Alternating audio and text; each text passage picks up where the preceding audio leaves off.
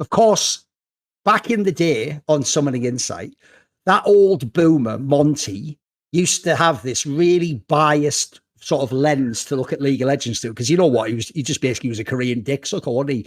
Oh, as he called himself, Korean fellatio enthusiast. And what he used to do is he was so biased that if he was watching like the LCS, and then, you know, as the LCSs want to do, they would fight around the Baron for the key fight of the game. If they threw the team that was in control and didn't have to like fight the Baron, he could just bait it. And Monty would always just be like, terrible play. They don't understand macro Doa. Like they should have rotated and then drawn them into the different terrain to take the fight because the backline was exposed. And then what would happen is he'd go and watch the LCK. It was actually just called OGN Champions back then, wasn't it? And then he'd see there some amazing game between T1 and KT in the telecom war, and then KT would be ahead, and then they'd go for the Baron, and they'd fuck it up, and he'd be like, oh no, Doa, what's happened? Incredible outplay by T1. They understood the way to navigate the terrain, and KT, they tried their best, Doa. They had score, the immortal score, and basically what he would do is he's just so biased that even though for LCS he was saying it was shit, for LCK he was an elitist, wasn't he? So he pretended it was really good.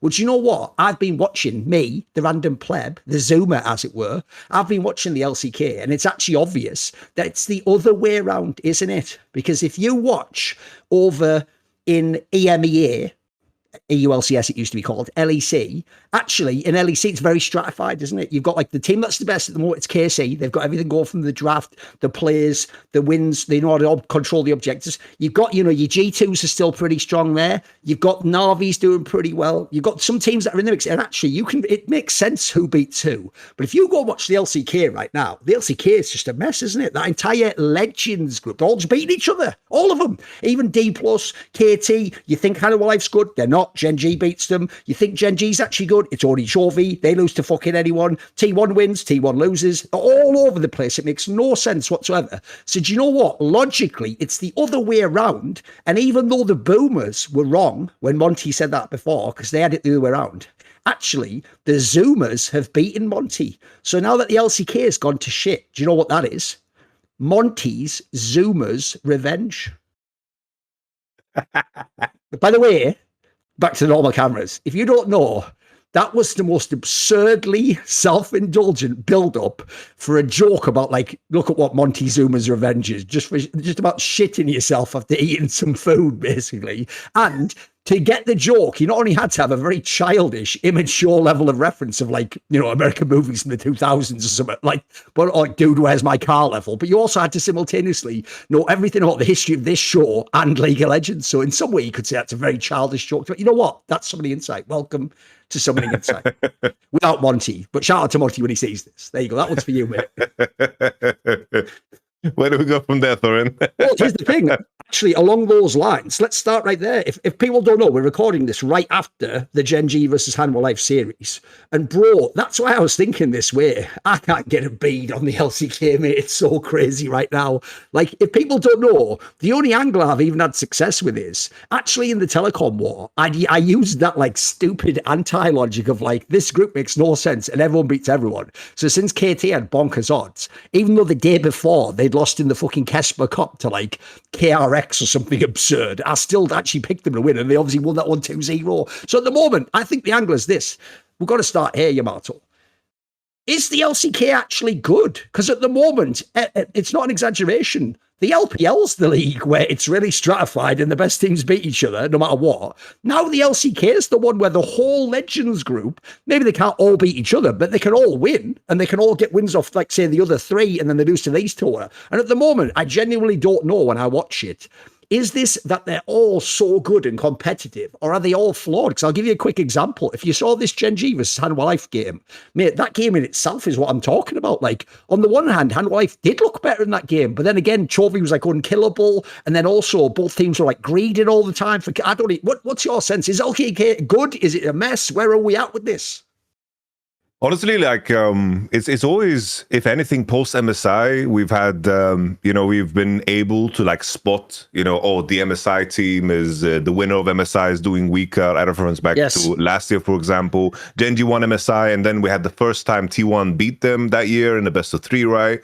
After EWC and such. And that's the only lag that we were able to kind of track. But this year, I think that in terms of how the top 3 LCK teams have been built up, and on top of that, then KT and DPlus, I think the main thing is that we've seen very clear flaws in all the 3 teams. And I think that's what's so different about this one. I don't think it's necessarily a slump. I don't think it's like a phase, because the issues that are plaguing Gen.G, HLE, and T1, we can define them so easily, because now we have a whole year's of just footage. Yeah. We have so much volume on what their flaws and problems are. HLE, to simply define it, would be that in terms of how meta-proof they are, the moment the meta kind of shifts, everything kind of moves one step, and then suddenly everything is out of place because of how delicate their players are. We know Canavi, we know Delay, like they look completely out of sorts now. That could be partially some MSI fatigue to some degree in comparison to KT and DPlus. But we follow that up with, of course, T1, their issues in terms of how their solo lanes play, with the shift of the game in terms of being less of a lane swap-centric game in the early game, even though it's slowly coming back. We can see the flaws of their solo lanes and how bot lane oriented this team is. And on top of that, of course, Owner simply just isn't performing this year. We follow that up with, of course, Gen.G. And ever since that big wake-up call at first stand, after they were dominating, when the meta in the LCK locally in winter was, of course, very duo bot lane oriented, and then jungle plays in isolation. Everyone kind of played their own game. Everyone's kind of following Gen.G. But then the big wake-up call was that BLG had just figured out how to play the meta in terms of how to connect with jungle and support. Because before anybody else did the whole support roaming thing, by far, On was the first guy to do it. We saw him doing shit on Anivia that nobody else was doing. It's like, it looked freaky when we saw it the first time, but now it's just standard play.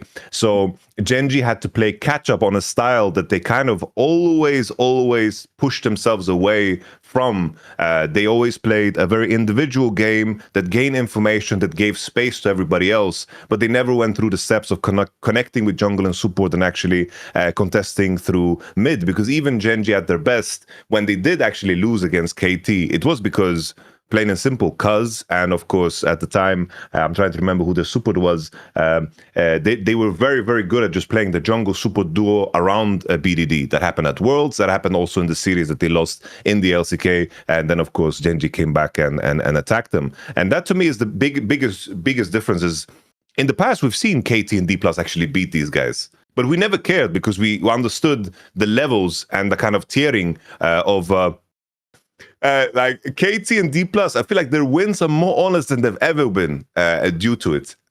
We have a circumstance where every team is flawed in their own way, and the exposure to it is nothing new.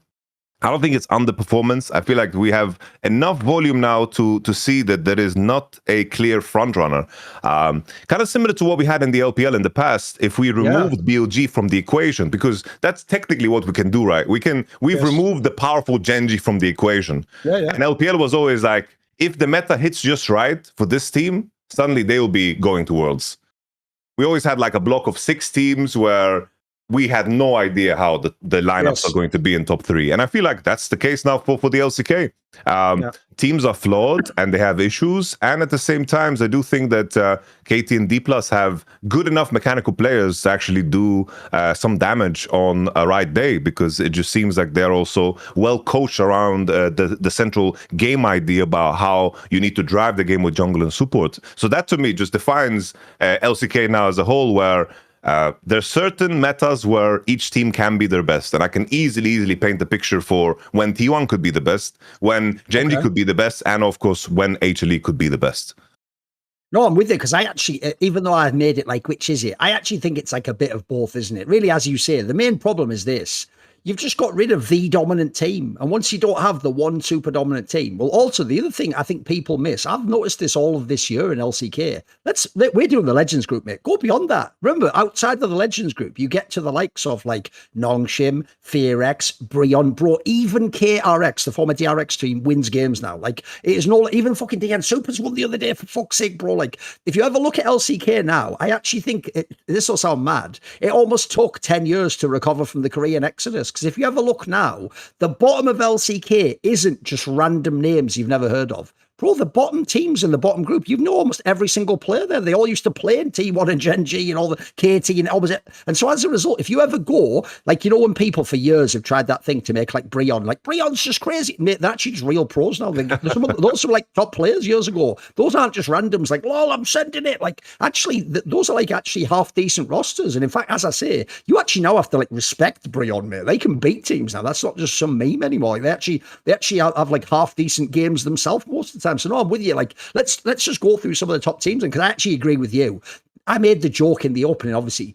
Actually, this is what the LPL used to get donked on for. If you ever did, this is why if BLG, by the way, saw out the top lane, we can actually do the final inversion that took 10 years to happen, which is this. No, the best team in the world plays in the LPL, but the LPL's not as deep. And the LCK doesn't have the best team, but it's super competitive at the top. That's inversion. Those are the opposite. So, you know, back in the day where we would always tell people for the last 4 years, like the LPL's super insane, because they didn't have the best team in the world, except for JDG that one time, people would always be like, no, it's just bullshit. Look, they're never going to win at Worlds. It's like, no, we're talking about average level, though. We're talking about like how competitive it is. And this is why, by the way, I'll set it up for you right now. Who the fuck knows right now? I don't think anyone could tell you if Faker's going to qualify to Worlds, because right now it is so insane that it just depends what day you hold the match on, mate. If you hold the match on the wrong day, he could not make it Worlds and be in 5th place. If you hold the match on the right day, he might make it in 1st place. That's sort of match with his first LCK in like 4 years or something mental. That's how crazy LCK is right now. So I have to say, if you want to, I always like to give people warning. If you think I would have been intolerable where if Rookie had beaten Faker in that World's play and knocked him out and made him not go to top 4, I'll be even worse if Faker doesn't play, because I'll go, wait a minute, guys. You all told me if Rookie doesn't make it, he fucking... Like, I'll just do that, mate. I'll just do that whole angle, because this is why, if people don't know, LPL regionals used to be an absolute nightmare. It was just a minefield again. If your top laner ints that day, or your ADC, or someone fucks it on a dragon, you don't go to Worlds, even though the whole year you've been like a 3rd best team in the world or something like absurd like that, you know? So, because at the start of this series was a perfect example for me of how actually you can't really pick the number one team, because if Gen G just beat HLE, they should be in the contention. We've all been saying it since MSI and EWC, even like, hey, maybe they are still secretly the best team. Maybe they just fucked up the road to MSI. It was only that series against T1, remember, because it was that weird format where they didn't get the second chance. They started in the gauntlet low bracket and they just played T1, and T1 beat them handedly. But okay, here's my problem. Even when I look at that game 3 that we just saw against HLE, I can't really look at it and go, yeah, Gen G's clearly the best team, because, bro, there was a million moments there where I actually looked at they were going to lose the game. Think about when HLE had the Elder, bro. That was looked at the game's over. By the way, there's something I didn't even know and have never seen in my life before. Yeah, it turns out, if you have the Elder, that can actually fuck you up when you're playing against the Renata, which is like, what? That mate, there's not a lot of things we haven't seen at this point in League, is it? But that was crazy, because essentially you got punished for actually doing the dive that should have won you the game. Also, actually, as that series showed, it is one thing that's crazy about Gen G is if you are actually a hater of Chovy, this ain't the time to be piping up, mate. He is hard carrying these games so hard. They are so reliant on him despite the names. But in game 3, this is also why you can never look past teams with great players, mate. That might be the best game Ruler has played in like 3 months or something insane. He actually was fucking kiting and moving around and killing people. Then I also just think of like, I mean, even the Duro angle, he looked fucking fire. True, it was the champion pick that ended up being the essential thing. Because actually, there's another weird thing, mate. Wasn't that entire fight, all the fights, just about the Renata? Like, it basically didn't matter what you did in the fight. The Renata bailout was the bailout. Yeah, it was, you know, Chovy, I don't know. Especially in this game, like, I was saying it while I was co-streaming it, I was like, if I just remove the nameplates, it would be impossible for me to guess who's playing here. You know, like it would be so difficult to know, because both teams look quite unrecognizable based on nameplates alone. It's like some of the mistakes that we see from Delight, even what we saw from Kanavi in game 2 when they were winning was absurd.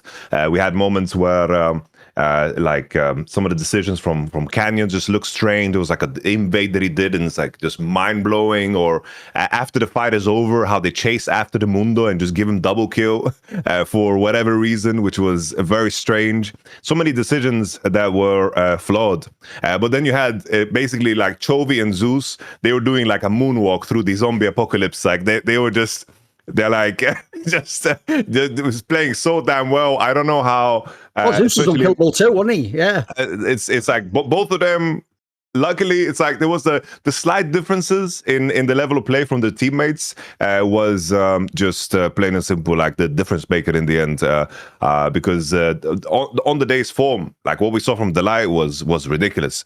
But knowing how the fights played out, Chovy, especially playing Syndra, because Syndra was like the one champion that was never a part of his list. Yeah. And then you see like he was doing, he was playing super well. It was very clear, like he got that night inspiration there, dropped the Magi as well, you know, it was very cold, never died, and always just you know, he definitely showcased what Chovy Bell can do, because there was not a single Leona ult that like clipped him. There was one, but then Mikos was ready on the dive under the tower because the hitbox looked kind of strange, but he was very sharp on the Protobell. It was good to see. It's just as the community has said and mentioned a couple of times, it's like this is like the essence of HLE Chovy. You know, he looks around himself and just sees his teammates are not reliable, and it's like, all right, well, I guess I just got to do it. And I love to see that. I love to see that because, you know, I'm happy that all the old memes have died down, but I hated the discourse around Chovy there for the longest time, and people just say he just farms when you could see like a clear evolution in his play. And now Chovy has reached a point where he's just so complete as a player. It's very, very hard to find things to criticize him for. And when he has an actual bad game, it's so jarring. It's like, what the hell? You know, it's like the world stops. But for everybody else, it's like, oh, it's just a bad game, no problem. Because we're just so used to such a standard when it comes to Chovy. There's even an angle that is crazy, because even though, let's be real, in sports, I know like if you have a star player, they can certainly like skew the game. At the same time, in team sports, if your team is bad enough, by the way, you just can't always win the game, can you? It doesn't matter how good you are. I mean, I think surely BDD last year showed that to everyone. You could argue he was like the second best mid laner in the whole fucking world, but it didn't matter. Like if KT was bad, KT was bad. If they were good, they were good. That was usually due to things like Perfect or Cars or that even Doc down at Worlds, mate. Almost everyone had to have their time. Right? There is a stat that maybe we can even show on screen or maybe in the VOD that is unbelievable that was from the stream, which is that Chovy coming into this match, because remember, they lost twice. They lost to T1 2-0, by the way, and then they got 2-0 by DPlus. This is why DK basically. So this is why I say you can't even say who's the best, because they just won this game, but that doesn't make them the best team, actually. What's crazy is that was literally the 2-loss streak, was his first 2-loss streak in games since joining Gen G, and that was 1,823 days ago. That is, and if they'd have actually lost that game, that would have been his third loss streak in 2,500. He didn't lose the game though. Like, mate, I know it can't just be Chovy, although it is a lot in some of these games. That is impossible. Like that streak, look, it's not as cool as winning 3 worlds in a row. I'll give you that, obviously. But I tell you what, it is a pretty unbelievable streak, and not least because actually, I'll tie into what you're saying. If this was Chovy back when it was DRX HLE Chovy, you know what? He was a selfish player back then. I think it was famously LS who even said that in DRX he heard something like Chovy doesn't even come. He just plays like it's solo queue, and you just have to like read his mind if you like pure shit, because what he's going to fucking do, which is outrageous. But in the modern day, it was actually implied like 2 years ago, he like basically once they moved on from Peanut, that he actually, and Lehens, like he became like the shot caller even. And actually, if you look at his game now, mate, it's so obvious he does interact with teammates. First of all, he's still unbelievable with his hands. He's got the peak level League of Legends. But I'm agreeing with you, the way like he plays around his team and the objectives, he has mastered League of Legends. He is fucking unbelievable. That is impossible though, bro. Like, that's why I say, I don't necessarily know that Gen G is the best, but I'll tell you what, Chovy is fucking still, like, he's still a contender for best player in the world, right? Yeah. 100%. I think always you're going to be a bit of a victim of your circumstance. And I do think that there is, an unexplainable uniqueness to BDD. Like we just have to accept that it has to be like his leadership abilities that are he makes everyone around them better somehow. But Chovy, in terms of just the game, and now with the games that they are going through, to always be so damn effective. It's like the last little diamond on the glove, you know. He has all the stones now. There is nothing to take away from him. And an interesting conversation, right? Which probably is one that is easy to settle. It's like, if we just isolate the 2020s and beyond, like, is there anybody that touches Chovy in terms of how well he has played over the last 6 years?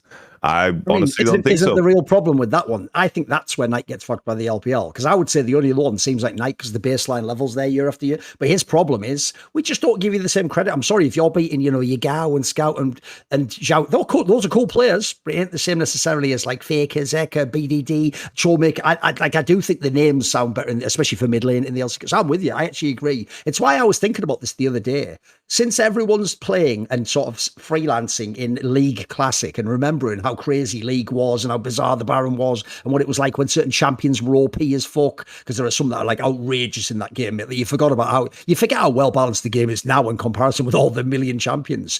It makes me think that is one thing, if I could go back in time, I wish Riot had done differently. I wish we could go back to, and I think the year would be like 2017 or something, 2018. I think that's the year where in an ideal world, it would have just been League of Legends 2. You know what I mean? There would have been League 1, that would have been like 2009 to like 2017 or 2018 or something. And then we would have made League 2, which would just be like this, but more updated. And then if you think about it, right, a lot of the things that changed and made the game, right, that's what we call modern League, basically. I also think it'd be neat, because think about the conversation you just have. Easy for the first one, mate. Faker's clearly the best player ever in that one. 2009 to 2018, 2017. But if you then did 2018 to 2026, listen, Faker has the most championships and all that jazz, but wouldn't Chovy be the GOAT? I mean, think about just LCK titles alone, mate. No one would be near him. MVPs again. It'd be. I actually think he'd have that status of like he was the best who just didn't win worlds. He was the king without the crown. Because I'm with you. The baseline level is impossible, because even I doubted him actually earlier this year, mate. I thought to myself, wait a minute. This is one thing I realized at Worlds last year. It's like, you know what? I've made a lot of excuses for Chovy because sometimes he didn't play bad. But at the same time, when I looked at the roster in 2025, I'm like, mate, I don't think anyone's had as cracked out a roster as that. That is impossible. You have got all the whole, again, if I was asking like for a genie, give me players. Those are all the players you'd ask for, mate. Those are the best. Those are the other GOATs in there. People are having conversations. Is King the best top player? Is KT the greatest jungler? Is fucking Ruler the best idiot? These are real convos we've all had, and at different times people have said yes to those questions. So I remember thinking, do we overrate him? Does he just have the best team nowadays? Mate, this year it's just probably still unbelievably cracked. He's just impossibly good. Should we go and move on to another team? Because I feel like let's just run through all the big teams. Mate, this is what's nuts. If there was ever an example of how the past year's narratives don't apply to this year, it's got to be this DPlus run. Because you know what? Since they weren't even close to remember, they were the team that fucked up the first round of the Road to MSI and lost that series to KT, where everyone was flaming the shit out of CV Max because they just couldn't win a late game. Then, because they're just not even relevant at MSI, we're all like, oh, I guess HLE's the best team. It's just confirmed, isn't it? And T1, they're on this. But mate, after that run at EWC, where it was really, really close against all the big teams, that's easy normally to just go, that's the fluke, isn't it? That's like the flash in the pan where everyone else is burned out, or no one cares. Maybe no one cares about EWC. Maybe some people have to travel after 3 days.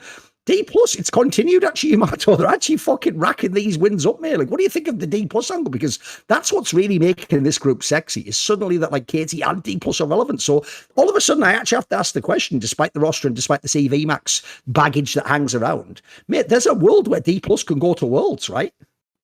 Oh, 100%. Well, so I think from the point of EWC till now, I think that they have done everything they can, which is, of course, they've played 2 series, which were quite good and in their control. I didn't feel like they were the weaker team. And as a follow-up, the EWC run just becomes so much more legitimate if this is the follow-up. Definitely. I think the main thing for DPlus, right, it's like... It even helps that KC's kind of good in LEC, in my opinion. It makes the run look real, doesn't it? Yeah, 100%. It's like you couldn't have asked for tougher opponents as well. They beat BOG, Genji, and then in the finals as well. From DPlus, it's like, I think it was always frustrating to watch them, right? Because the story was always they threw games. It was always some strange silliness at later parts of the game. But that also meant what was frustrating was that everything that is considered difficult was in place. When it came to the bot lane phase, the mechanics were clearly there.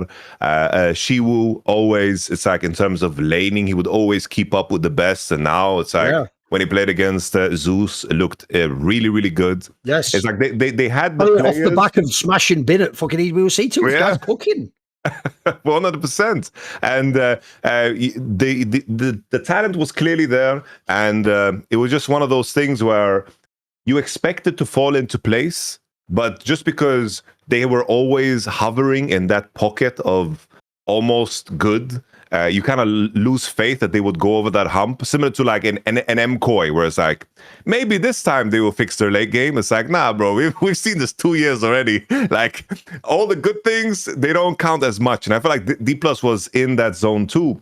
But now in terms of everything falling into place, I do think that the two main things to me that really stand out as the big differences, because in terms of like the improvement in terms of their floor, is just I think ShowMaker's level.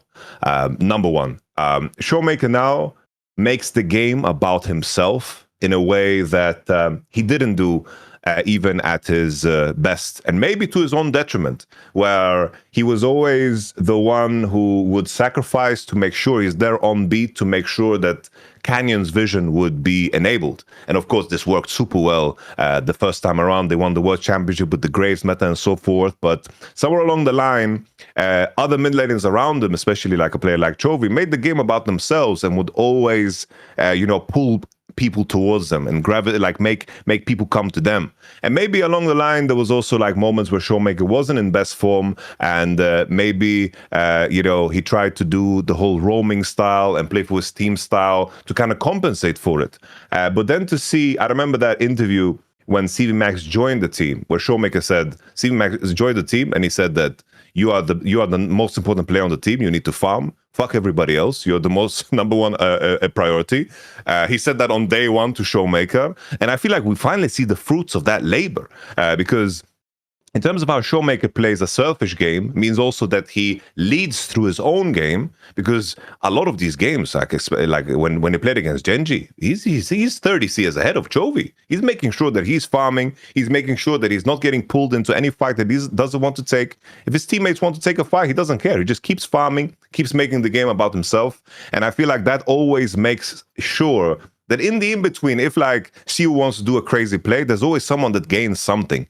And if there's something that Lucid wants to angle for, the high risk, high reward, they lessen the risk by making sure that there is people actively always trying to take something on the map, which I think is something, as I describe it, this is something that Genji always did so well, where they played on 3 lanes, and if there was an active play from the enemy team, there was always somebody else to gain something. And I think the DPlus do that better. And on top of that, with all of this being said, I do think that Career has just found himself.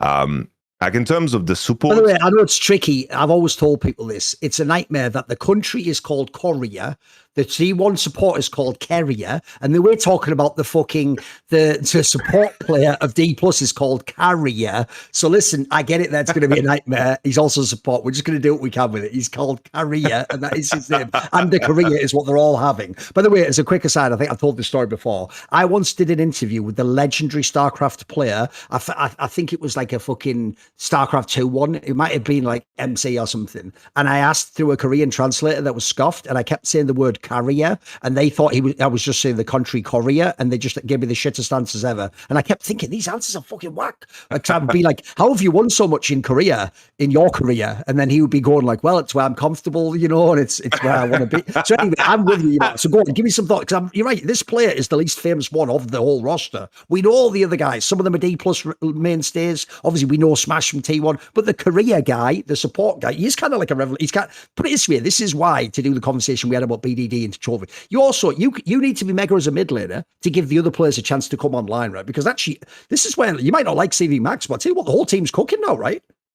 Yeah, I like the main thing that I wanted to hammer home with Career is that in the current form, like if I want to make a current form tier list for the supports, yes, I think Career just wins, which is crazy to say. Absolutely crazy to say, but it's currently the truth. It's like Career. Okay, let's run down the list. The T1 Carrier has had some nightmare series. Bro, if you just watched this last series, Delight is doing some illegal shit, bro. Like, there's some really bad games there. Look, Duro's all right, but I don't know. I'm with you. Today was like Duro's best day in a long time.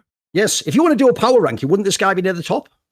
Yeah, I think that to me is what just raises the floor of the team. I think that when you have players that drop some spice, you need to have some people that also stabilize you. That's why I always the conversation about how Beryl got it brought into the team, it just made no sense. that conversation is one that bothers me the most. Like, Beryl brings the macro. It's like, what macro? This team is just doing shit and hoping it sticks, And I think the main thing there is that they have parts of the game that keeps them grounded and also maintain that creativity, and it helps. Yeah. The thing that helps the most, that honestly, when it comes to the lane phase, they just seem to be, on par. They seem to be on par. And right now, we're in a world where HLE, Genji, T1 is underperforming. Maybe that sounds like something that is easy, but it's still demonic names on the other side. And the lane phase, regardless of your form, the lane phase comes so intuitively, and that's something that you practice all the time. But to see them get into lane matchups, get solo kills, get 2v2 kills, and come out ahead in advantages in the head-to-head is just what puts them in great positions. And DPlus, honestly, the CV Max project is finally working. Yeah, it's working. And God bless, maybe Fearless is the one thing that will make sure the CV Max will never find himself in these stubborn traps where he runs back the same draft over and over again. He can't do it, mate. Well, Riot's actually nerfed the salty run back. You're right. They've made him actually have to draft other things. It's true. That he was. If people don't know, even in LPL, he was criminal for that. He is actually one of the worst people of all time for just running back a dog shit draft where it's like, no, CV Max, it was you that fucked up, man, not them. That wasn't the execution. I'm with you. By the way, there's a bunch of things there. Because first of all, I actually think you set it up well. In the same way as I gave that credit where, look, last year was about BDD for KT. But the point is, when someone plays as well as BDD players, it gives you a chance, if you're perfect, to just have a good series somewhere. If you're Doctor, just have a good Worlds, mate. Have a good Worlds go up in the playoff series. Even people like, I never thought the Peter guy was that good, but he would have the odd game that was decent. He'd play a champion that made sense in the comp. So I do think, actually, the thing about the LCK that makes it cool is, not only is it wide open right now, it really just depends what the meta is once we get to the end of the season and the playoffs, doesn't it? But actually, we've got the most insane, like, this isn't just rock, paper, scissors. This is like 6 different elements that can all beat each other depending on the scenarios, because people don't know DPlus has beaten back-to-back Genji and HLE. Like, what? And then that's without the EWC where they beat BLG and that's unbelievable. Already, you have to give them the credit that they actually might secretly be a truly elite LCK team, which, by the way, puts you in the conversation, as always, for one of the best teams in the world. It's been a long time since anyone said that about DPlus Pro. Also, on that whole thing that you said earlier about Beryl, since obviously sucks for you Zoomers, but you know what? Do your fucking homework. Obviously, our love language, Yamato, we learned a long time ago, is to saw Seinfeld. So here's the analogy for you, because I'm with you. The idea Beryl was doing macro, he doesn't even know, he's anti-macro, bro. His whole style was doing random shit in the game. That was the cleverest thing he did, wasn't it? Like drafts that make no sense. Here's the analogy. If macro is like a flash mob, where you all suddenly all do the same dance at the same time, well, you know where I'm going here. Beryl's style was a lane with the little kicks. He was just doing some shit that didn't even look good. And everyone was like, what the fuck is that? But I tell you what, it was effective, wasn't it? You remembered some Beryl shit, didn't you? Because that is still one of the best fucking. There's even a thing at some sports stadium I saw the other day on social media where they do like a contest where kids go along and do the lane dance. It might be like the Mets or something in baseball. So there's some like thing where they do a contest still for that, mate. You remember that? The little kicks. That was unforgettable. Honestly, that thing where Kramer, if you remember when Kramer was illegally filming that movie, but it got filmed over by the kicks of Elaine, and the person watches it like, the movie was really haunting because it ends with this solo dancer who's got some sort of like, mate, people have to know. Seinfeld is beyond goated, isn't it? It's too good. It's too good. Bro, it's crazy that all that shit happened in the same episode, like the whole Jerry saga that he's shooting the best pirated films. And that guy who's like literally got a gun on him, making him shoot pirate films, I know. And then when Jerry, listen, I don't care if you don't like Seinfeld, I love it, right? It's that bit, Yamato, when Jerry becomes a diva, like he's a director, like, my whole like, I'm gonna need 2 cameras set up, and the guy's like, just film the fucking. He's like, I can't work like this, Kramer. And he's like, and he's going, listen, Jerry wants to do the project, but you know, he's an artist. You know how they are. Like, man, how was that show so good, Yamato? It's too good, isn't it? It's goated. It's beyond goated, bro. It's goated. Oh, man. Oh, where were we? Oh, anyway, back to league. Bro, here's the angle on league. Their matchups, though. The coming ones, T1 and KT. Bro, are they just the favorite coming into both? Is that what? Here's what's sad. We'll do this if it happens. If they win those 2 matches, we will actually do the episode, bro. I can't even believe this is real, but I'm going to have to sit. Is DPlus the best team in the world? If they win those, they've already beaten the 2 hard ones in theory, Genji and Amwalife, because I'm with you. Mate, now every player has had his moment. The Korea guy, if people don't know, is also the player that was crying after that game where everyone was hating on TV Max. By the way, I do notice most of those people didn't even know he won that game, I believe. Like, they just did that thing like, I hate CV Max and he must have bullied him. Whereas as far as I can tell, it was some weird thing like he thought he'd let his own team down. It was one of those like Korean things where he took it too much on himself, you know. Then also, I'll run through the list. You're right. Shiwu, by the way, is having like the best month of his whole fucking career, mate. He's bashing in the goats of top lane. Lucid was, I think it might have even been the Gen.G series. There was one series he just carried me. He had like an unbelievable one. Smash was the other series fucking going out this world. Remember that guy, we all know he was decent last year in T1. He had his moments where he looked good. This team actually, it's one of those things where it's just all come together suddenly. You had the flashes before. You'd have the moment where Lucid was good. You'd have a laning phase, like you say, where he can keep up with the absolute best. You'd have the odd moment where you went, I can see why Smash was in T1, but it never all came together. Mate, this is like going to be the best month in the career in the legacy. Let's just say that. Fuck the word. I'll have to change it, mate. This is going to be the best month in the legacy of DPlus for like 5 years or something absurd, mate. This is the idea. DPlus is back is crazy too, isn't it? Here's the thing. KT came and went. DPlus was just like the also runs. In fact, I even remember thinking we've had these conversations. ShowMaker, are you on some like if people don't know, Del Piero, when he used to play for Juventus, was so loyal.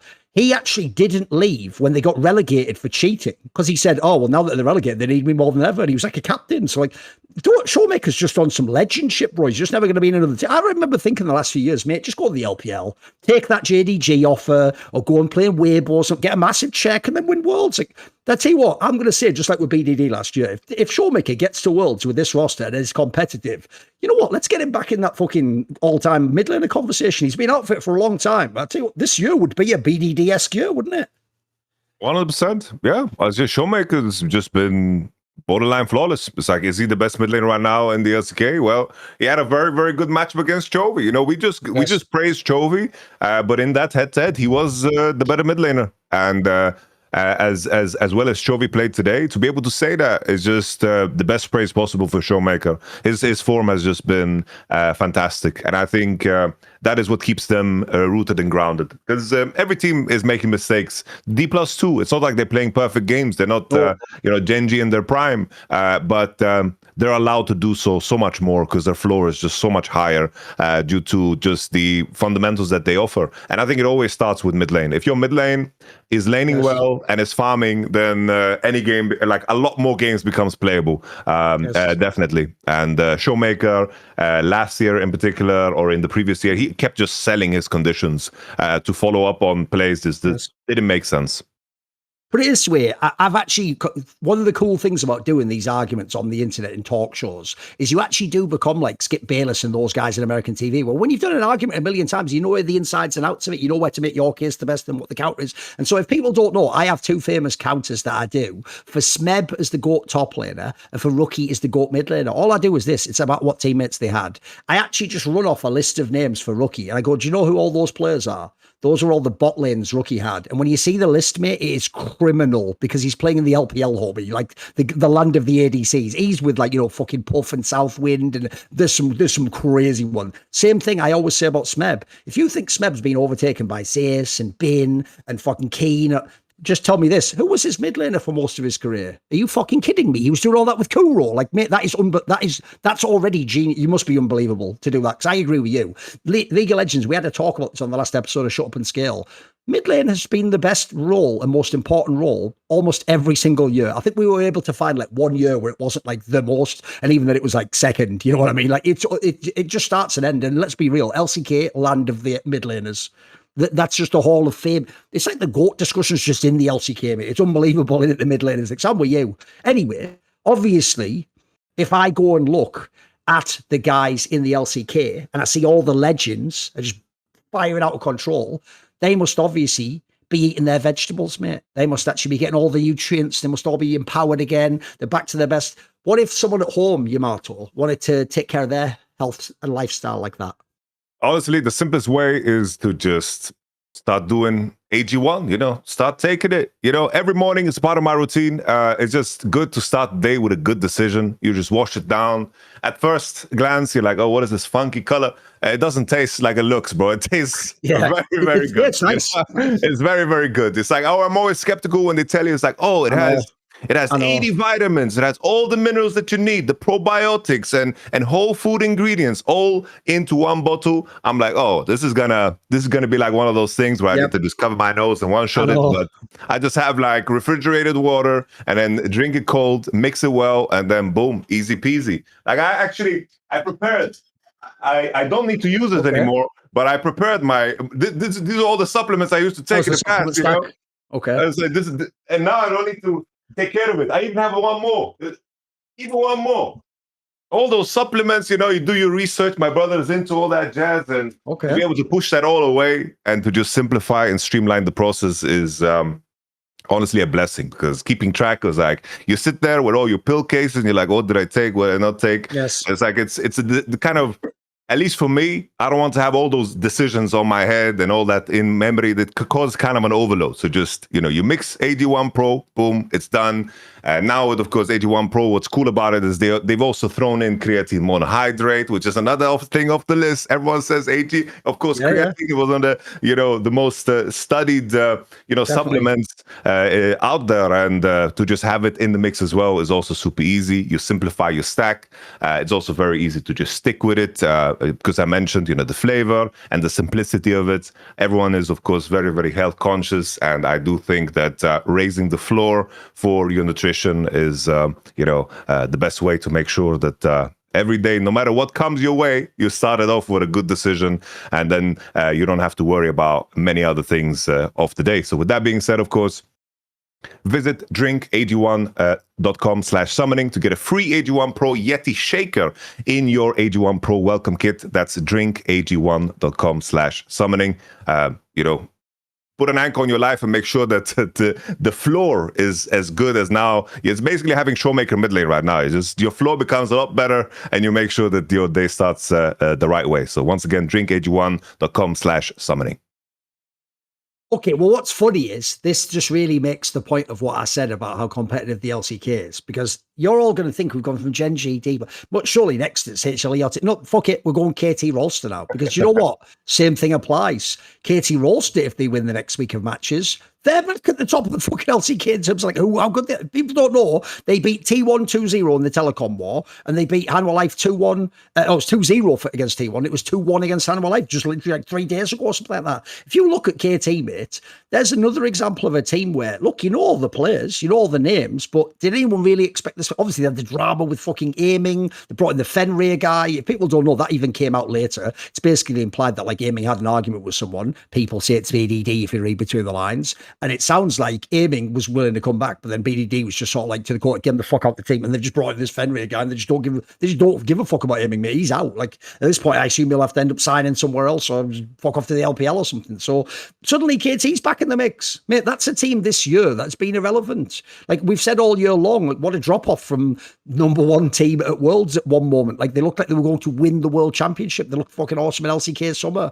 All of a sudden, they're back in the game, and I actually think that's another example of where, yes, you start with BDD, you glaze, oh, amazing, all the shit he does. He has some. I always say this. What changed about BDD to me that I find so impressive is I always thought before he was a great player that was a little bit mentally fragile. He has unbelievable mental fortitude now, mate. Like every game, he's just in it constantly. And if you ever give him a chance, like that fucking triple kill that K1 gave him, that game over, mate. Like you give him that little opening, and this, if there's anyone knows how to hard carry a game, it's him. But he's getting help from the other teammates. Like I'll tell you the one that really confuses me, Yamato. There's certain players where we almost have to have like what you call like a moratorium or something, where you like revisit what do we think of this player? Like let's like assess what's going. Mate, one of the most confusing players in LCK history is the jungler Cos.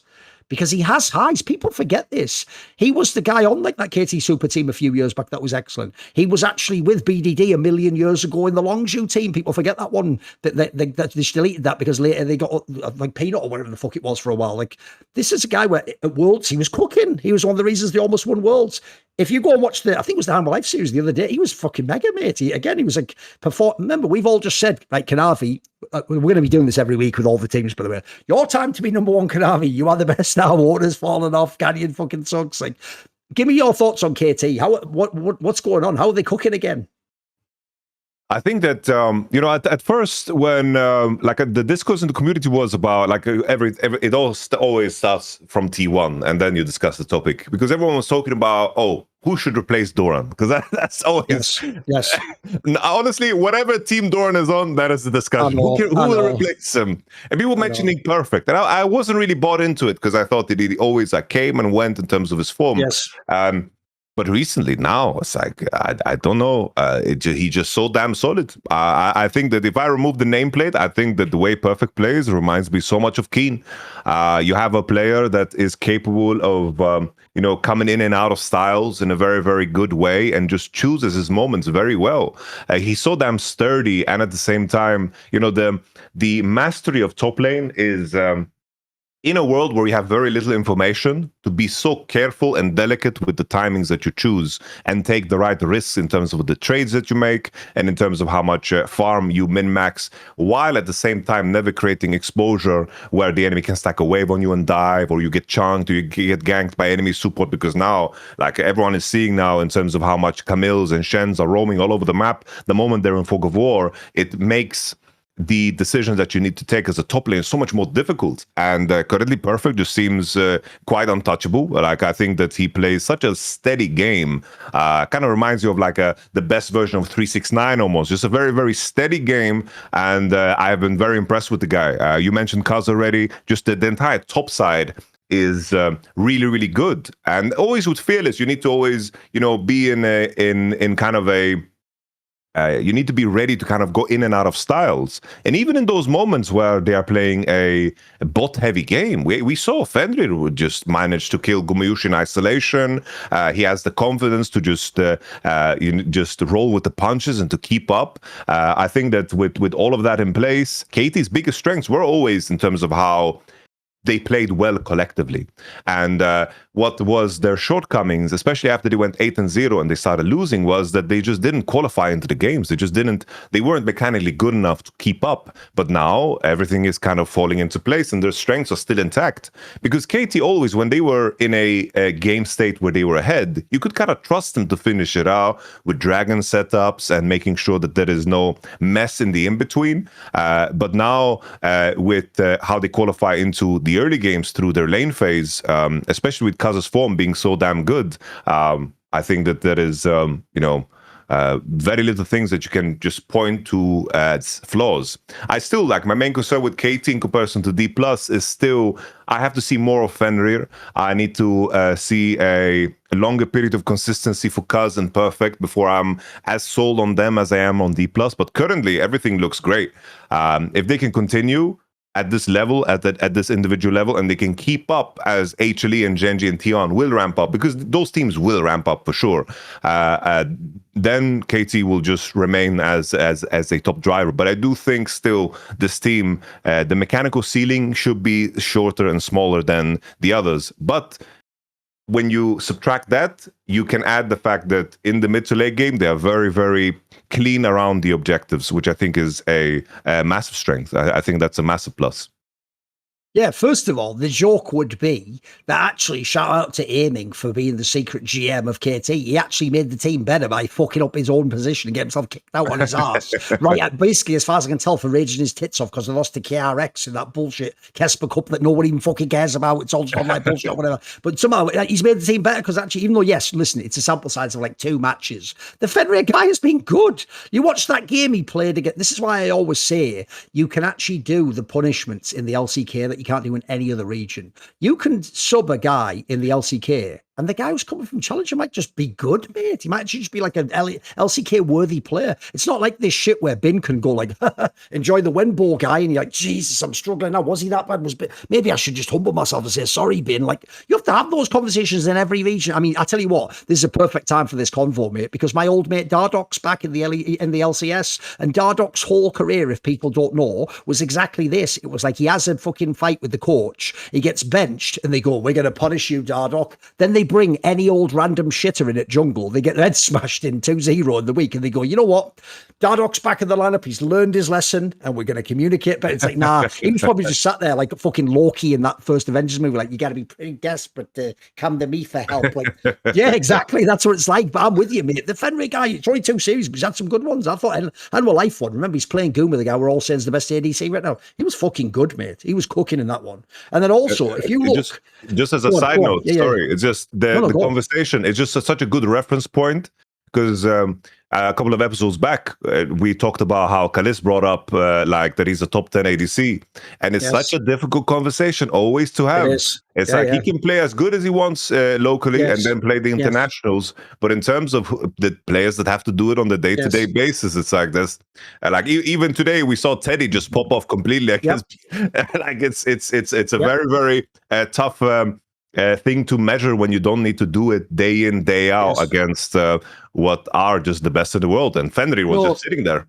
But this way, it's why when Kalist says that, I don't even mean to be rude to him, because as I say, he doesn't play these scrims. He can't know this. He only goes to the internationals. But all I'll say is this: if you're Kalist and you don't watch the LPL and the LCK, without being rude to you, mate, you don't know this, but like Leave's probably better than you. I know that might sound crazy, but I watch the fucking games, man. That guy actually smurfs and I still 1v9 a bunch of them.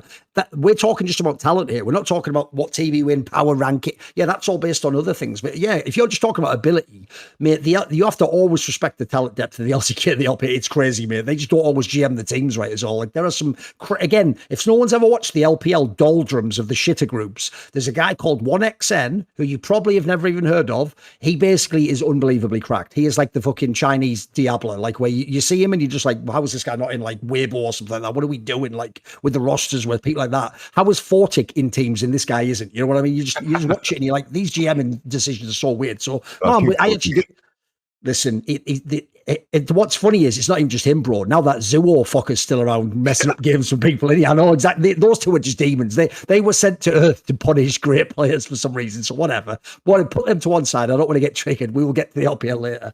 So all I will say is this. Here's a sentence you didn't expect to hear in the modern day. There's a possibility at the end of next week, Yamato, that we're going to have KT Rolster against DPlus KIA for the title of current best team in the LCK. bruh. That's so gross, isn't it? It's so gross. But I tell you what, though, here's where we pivot it, because I'll tell you what, we will now talk about T1, and here's why, Yamato. Because you know what? Listen, everyone's beating everyone. So it's not like T1's beat Gen G 2-0, if people don't know. The problem is they lost to KT, and the way they lost added to EWC, added to MSI. Mate, that is one team that I can't even take the copium of the Gen G win. That is a team in real trouble. And I'm just going to seed it right now. Yes, I know I did it every other year when it was possible they could lose in the qualifier. This is the most likely year T1 doesn't make it to Worlds. Not only is the whole LCK cooking in the Legends group, but I have never seen players from the ZOGFK legendary core this bad. Like, mate, this might be, in that era of when they made ZOGFK, this might be the combined worst like month of play of Owner and Faker ever as a duo.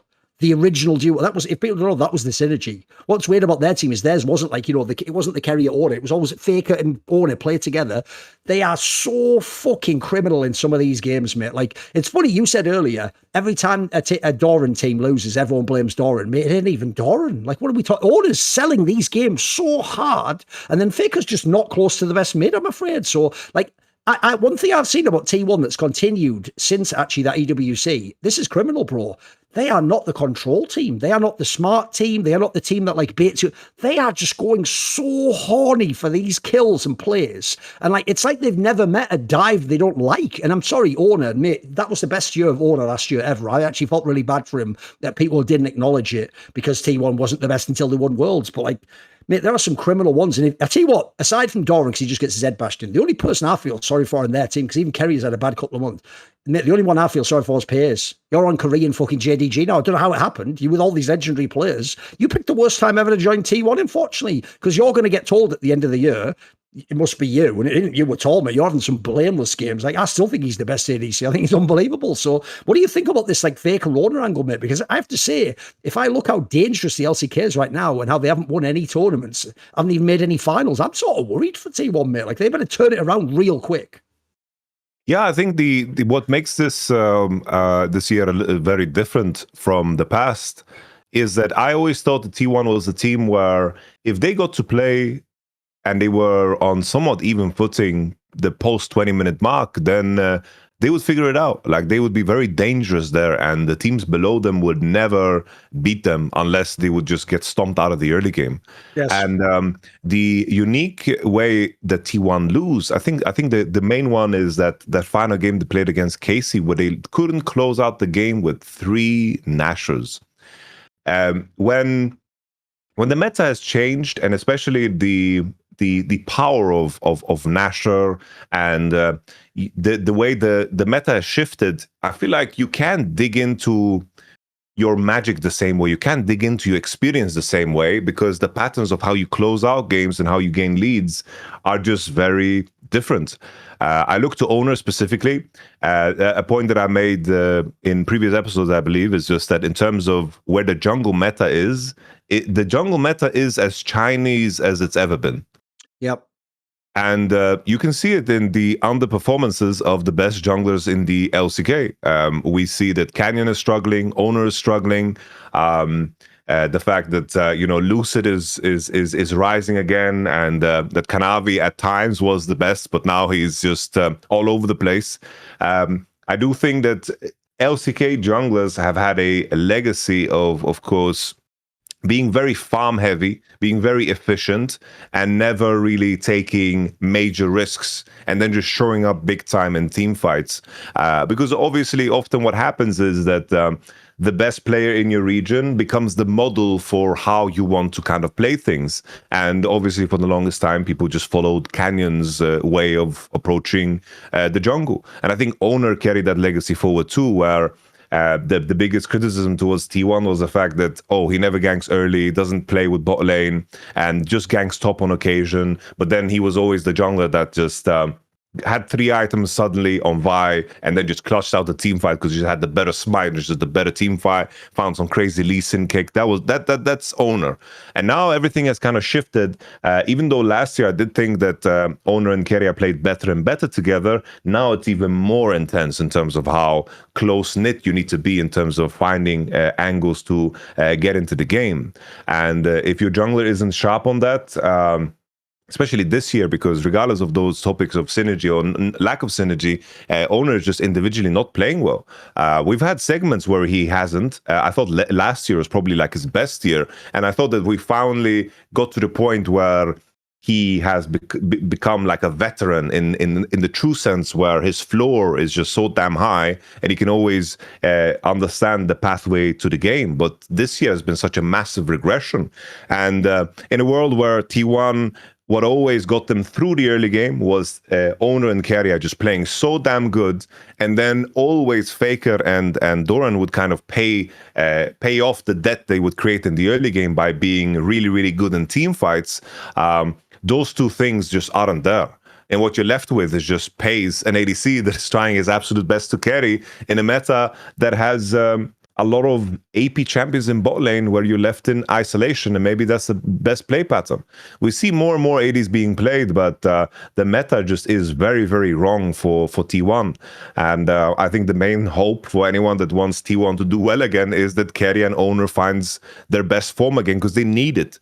We can't expect Thorin and Faker to outplay. Like, Faker is playing against a ShowMaker that is in insane form. We have Chovy. Zek has been fantastic this year too. It's like the competition there is very, very tough. Same thing for top lane. We know that Zeus has been really, really good, but now we add Siwu and Perfect to the list. So the expectancy here that your solo laner is suddenly going to outperform their counterparts in the early game is just not going to be there. So T1, Owner and KIA, we're just waiting for them to have good form again. But currently it's not the case, and we're just left with, as you said, just the best ADC in the world, but very, very lonely. I mean, it's just the ultimate, like you're saying, the meta plus the teams he's playing against. ADC just isn't like that, mate. It isn't the 1v9 from minute one of the game. That's not the role that we're playing in this case. So I'm with you. I actually don't blame Piers. I actually think he's blameless in a lot of these games, and actually even tries really fucking hard as well, mate. The kid's got crazy heart. That's one thing I'll give him right there. He definitely doesn't like do that thing of like, oh, well, it's a shit year. Like, he knows like there's a big legacy if you're in T1 and they've won all these worlds in a row. By the way, think about this. Doran didn't have this because he won last year. If you're Piers, I know what Korean players are like, mate. Even if he plays awesome like this and they either don't go to Worlds or, God forbid, they just like go out in groups at Worlds, he'll do that thing where he'll blame himself and be like, I apologize to the fans, it's my fault, you know. And it isn't in this case, mate. I just get that that's what Koreans are like they expect if you join T1, you play with Faker, you get to win the World Championship. And unfortunately for him, obviously I was exaggerating by saying it's the Korean JDG, but it's pretty bad. It's a pretty bad situation. And how were you, mate? Actually, if there's anyone right now should be just praying to the gods above that Riot just says like, right, no more majors in the bot lane, it's got to be Piers, mate. Like, that would make him like twice as effective in the game right now, because isn't one of the biggest problems right now also, let's pivot into a Keria discussion, mate. Keria, what a cursed moment to tell everyone you're the GOAT of support, bro. Like, ever since you did that, it's like you stopped playing the game. You're like, I've already secured GOAT HUD, so I guess I'm just going to send it. Because here's what's crazy, Yamato. Surely right now, if I'd have gone back in time last year and told you in the following year there's a meta where, because actually you can just put a mage bot lane, the support can just roam all over the map, bro, this should be the MVP Keria split. That sounds amazing. He's having some really, really rough games, mate. He's actually gone from... I agreed with him when he said that. Of course you're the GOAT, mate. There's earlier times this year I thought you were the best player in the world during the first part of the LCK rounds 1 to 2 or whatever the fuck. Again, if you're Piers, if I'm playing with Keria, I'm supposed to be GOATed, but this isn't Keria right now. Yeah, I think the biggest blessing for T1 and the problems that they face is like by contrast, you know, I still think that they are dealing with currently a lesser problem than HLE and Gen G. You know, it's like in terms of how I rank them. Like if you told me, yo, rank them 1 to 5, I would probably I would put T1 above like Gen G in some degrees. I would put them over HLE right now because HLE just looks completely out of sorts. It's like if I had to do a power ranking right now, I put DPlus at the top. Then I'm deciding T1 and KT on second. That's like the tough one. And then like Gen G, HLE. I feel like HLE is the one that is just struggling the most with how Duro and Canavi is sorry, Delight and Canavi is playing, because it's just unacceptable. So it's like T1 have issues, but they might be blessed that everyone else does too. Yes. And I'm thinking back to that Gen G series that they played. They did beat them, but it was because they brute forced a nice Lucian Melio game. And then they found themselves playing Ezreal Seraphine, and then Keria did like nasty things with a 5-man Seraphine ult, and he got to do his his plays. And the main thing is now is that everyone that watched that is going to look, it's like, yeah, we're never giving him Lucian, we're never giving him like good Ezreal angles, we're not giving them like actual bot lanes that are decided in the bot lane. Like people are going to challenge that, and that's where the problems of their solo lanes is going to shine through. It's like, oh, they ban out our bot laner and they're not doing enough in the solo lanes. That is where the challenge comes through, and that's what I'm looking forward to in the next match of that T1 plays, because the distance still, it's like the nameplate on the top 3 teams is so damn good that it can shift fast. But yes, this year is a little bit different, that I wouldn't be so concrete about saying it, just because we've seen the same flaws from the top 3 during larger segments ever than before. Because we've seen some short slumps, but we're like, it's just a week, no problem, they're going to bounce back. Now we have a lot more data that showcases the issues. But I think there's a world where Tion figured it out, because something that Riot mentioned already, they want to challenge, of course. They don't like the situation with bot lane. And I was very happy with something that they listed, right? They listed that they're going to nerf how much supports can roam from level 1 to 5, which is a big plus already. Makes the dual bot lanes that are strong in lane a lot more valuable. And of course, they're also giving more magic resistance to ADCs. And we've already seen a resurgence of ADCs a little bit more and more with the Ezreal, Lucian, and Corki. So things might be going in the right direction for T1. There's a world where maybe they end up being the best somehow, because Pace is at the center of attention. This is also why, if you're T1, Gen G just did you a favour by beating Hanwha Life, because all of a sudden your win looks way better, doesn't it? Like, it's like, oh, okay, maybe there's still something there. Like, I'm with you. Especially also, I'll give you this as well. They were looking awesome heading into MSI, and that was already with solos that were looking a bit scuffed. So if anything, I'll tell you what actually is the hopium if you are a T1 fan. T1 for years in this era has been about less is more. They've never been the Hanwha Lifes and the Gen Gs that are like, we've got the super team, look, everyone's amazing, but can they all play together? No, T1 is always about, can we find a blueprint to play the game? If we can find a blueprint to win the game, they can win.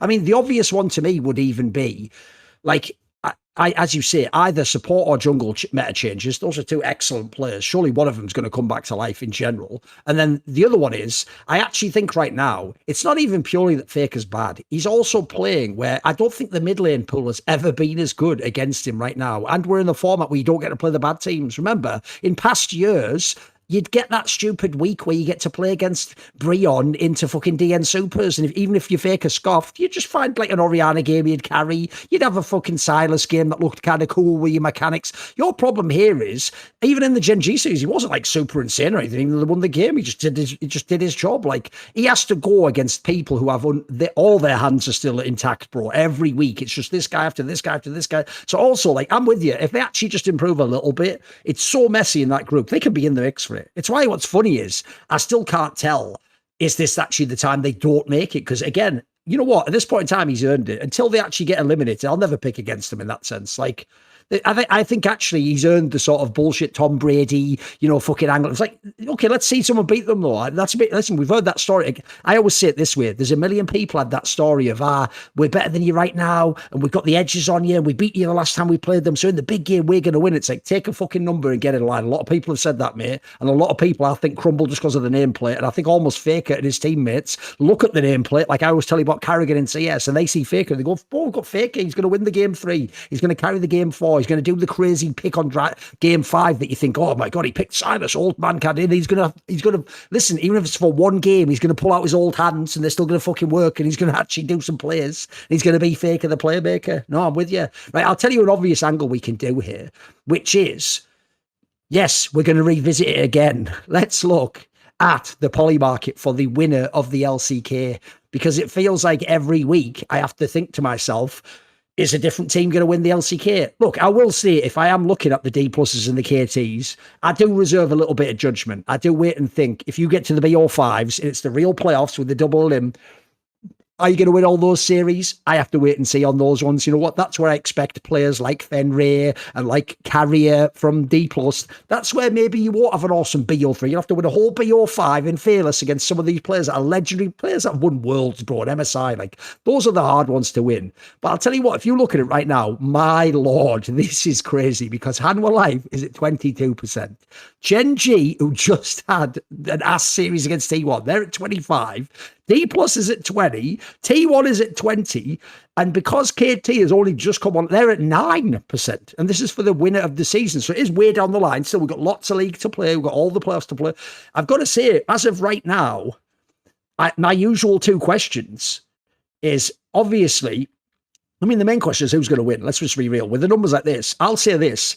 Look, if for some reason you believe in KT, that is unbelievable value. I think you'll never get an LCK win at that, because it's not impossible they could win at 9%, which is, I've never seen anything like that in my life. I would probably, yes, go with one of the other 4. And I've got to say right now, I'm going to be really cynical, Yamato. I do think nameplates are real. I do think that, like, form is, what's that saying? Form is temporary, class is permanent. If I actually look at it right now, all I'm actually thinking of myself is this. There's at least a month to get it back together. Which one of HLE and Gen G gets their shit together at the end of the split? Because I think one of those, if they come back, they absolutely can win.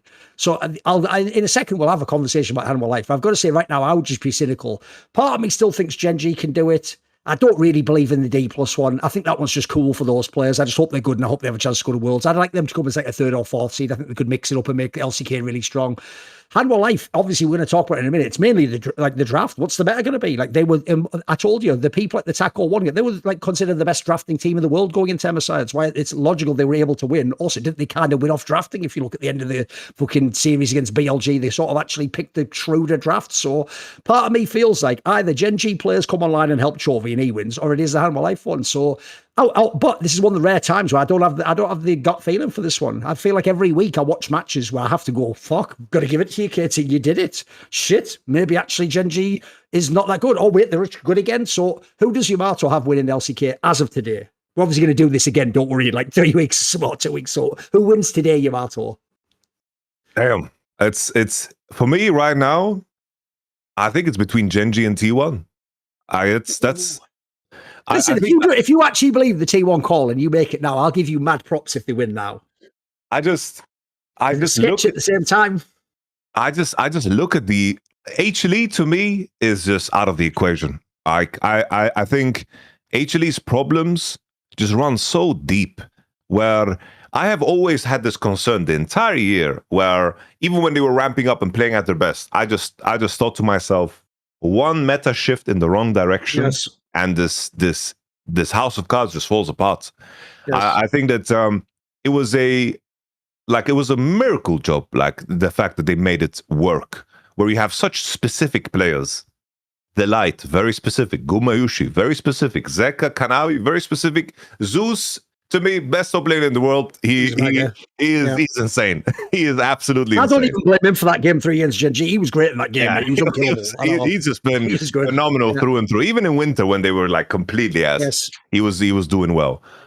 Zeus to me has been amazing. But the rest, it's like I saw Gumayushi, playing Cassiopeia. I saw him, going back to the usual. I saw him in this game 3 also slam a Yonara, where it wasn't really good to play it, where you should pivot to playing maybe the Victor there and maybe keep the Victor flex to last and maybe blind pick the top lane. Maybe you could do something like this, just picking the Yonara there. He was just bro was just showing off his skins, He played MF and Yonara. This was advertisement for him. I feel like HLE's problems, if I think a month ahead, I think there is a risk that HLE don't fix it, because still, when HLE was at their worst, it took them so long to kick it into gear. And you mentioned 1 month, and in many teams' context, that's a lot of time. But what HLE have shown is that this is a team that requires maybe more time. So I'm scared that we don't get to see the best version of Zeka again, because we've seen him peak during segments of the year, and then he just doesn't find himself again. And all those things that we mentioned about Faker playing against demons, the same thing is true with Zeka. He has a lot of very, very strong mid laners to overcome, in, of course, Chovy, ShowMaker, and BDD. So for me, HLE's problems are the ones that I fear the most for. And I think DPlus and KT in particular, I think that their top end of the range, like they would have to peak so damn hard, and they would have to hope that these rosters with these that are so stacked to no end that that they would have to continuously fall apart and not solve their problems. The chance of that just feels so hard to believe for me. It's like it's easier to believe the usual suspects who just take it over the finish line. So for me, Gen G or T1, gun to my head, I don't know, somewhat. I want to say Gen G, but it's just so hard. This is a very tough question. Gun to my head, I would say Gen G or T1. I would have to pick 2 here, Thor. Let me pick 2. No, by the way, I think that's fair. I basically said I'll just go on field between Gen G and Hanwha Life personally. That's one thing I wanted to ask you, because I want to let's get a bit of predictive power here. We've done a lot of episodes in the last month and a half about Hanwha Life, because every episode it was like, are they actually becoming good? Wow, wait a minute, are they one of the best teams? Fuck, they've overtaken KT. Are they the best team in the LCK? Are they the best team in the world? Wait a minute, they would never say. So here's the question, right? The whole time, I'll give you credit for this. If no one remembers, Yamato said the whole time they were mega reliant on the meta. That wasn't just they're the best team because they have amazing names. As you said, you look at their roster, they have, I think, here's what's funny. Gen G on paper has the super team where it's like, you just throw it in there and they should just be able to do anything. Like, you look at that roster, it should be... Henwa Life has the one where it's like, you better have very specific matchups and synergies to make that work. Because actually, I'm with you. Aside from Zeus, everyone else on that lineup, it depends. Like, Zeka's been having his best year ever, but you know what? He's been someone who has been meta-reliant in the past. Guma is just a very unusual ADC. He's never been the, like, I'm the god of the lane type guy. Also, even with all that amazing run of HLE, Delight still looked sus at times, mate. And if you saw this game today, he has had some criminal games again. He is still the guy who will sell his team out so badly and just not do an ult or just fuck up completely in some moment where actually Carrier and fucking other people like that wouldn't. They would press the button. They would land the shot. I think actually he's a little bit lucky he's on such a good team this year. And I think if he does badly, by the way, he might be the guy who gets tossed out maybe for some of the people we're talking about on the lesser teams. And then Kanavi brought... He just has the spirit of the LPL in him. He can look like the best jungler in the world if he's at like fucking MSI, and he can have games like this where it's like, and he looks like the worst jungler in the group. Like, that's just part of who he is. So here's the question. In light of the framing we set before, what meta change would you like to see if Hanwha Life is going to be the best teaming? And what would need to change? Are there any of the upcoming changes you could see benefiting them? What do you think? Because obviously, by the way, as you say about the mages, I can see now why Guma, before the drop-off, was already doing the, like, I'd prefer like ADCs in the bottom. Yeah, no shit you would, bro. So what meta change should we have if Hanwha Life's going to go back to the top? I think the main thing for me is... like for Kanavi, I think that in terms of having the fighter junglers being good, I think that's like in a fine place. He just has, it comes in and out of form a lot. That's just who he is. I think for bot lane, I think the simple angle is just that you kind of want to go into a game and hope that game 1 you can play Rel, that game 2 you can play Rakan, and game 3 that you can play Alistar. And that is the number one hope for Delight. I think in terms of keeping up with the beats, in terms of roaming, I don't think that's his strength. I think that in terms of doing the range matchups, he's never going to be better than the other guys, especially with the come-offs of some of these guys, like we mentioned already, DPlus's career, that he's doing so well in the matchup.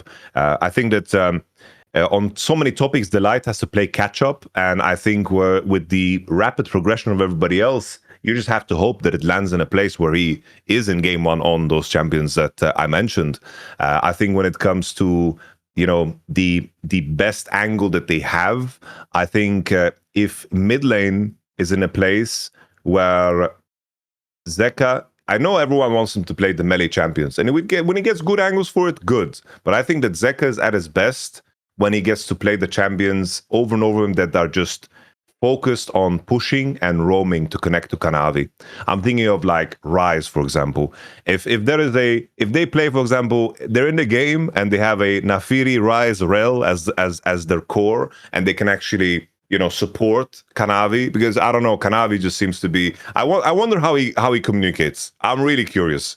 I'm really curious. Like, did you say I'm going here no matter what? You get the vibe he does what your boy Hill is saying. I've always told people I didn't need to ask players. I know there's no way he can communicate what he's doing. He doesn't know. He sees the matrix. He fucking goes for the play. He hits the send button. I get the same feeling about Kanavi, mate. He just goes in, doesn't he? Like, there's no way he's like planning these. There's no way there's like a set play. He just does them. He just sends it. Because it's like the best version of HLE that we saw this year was when it's like he played the same, but he just had people with him.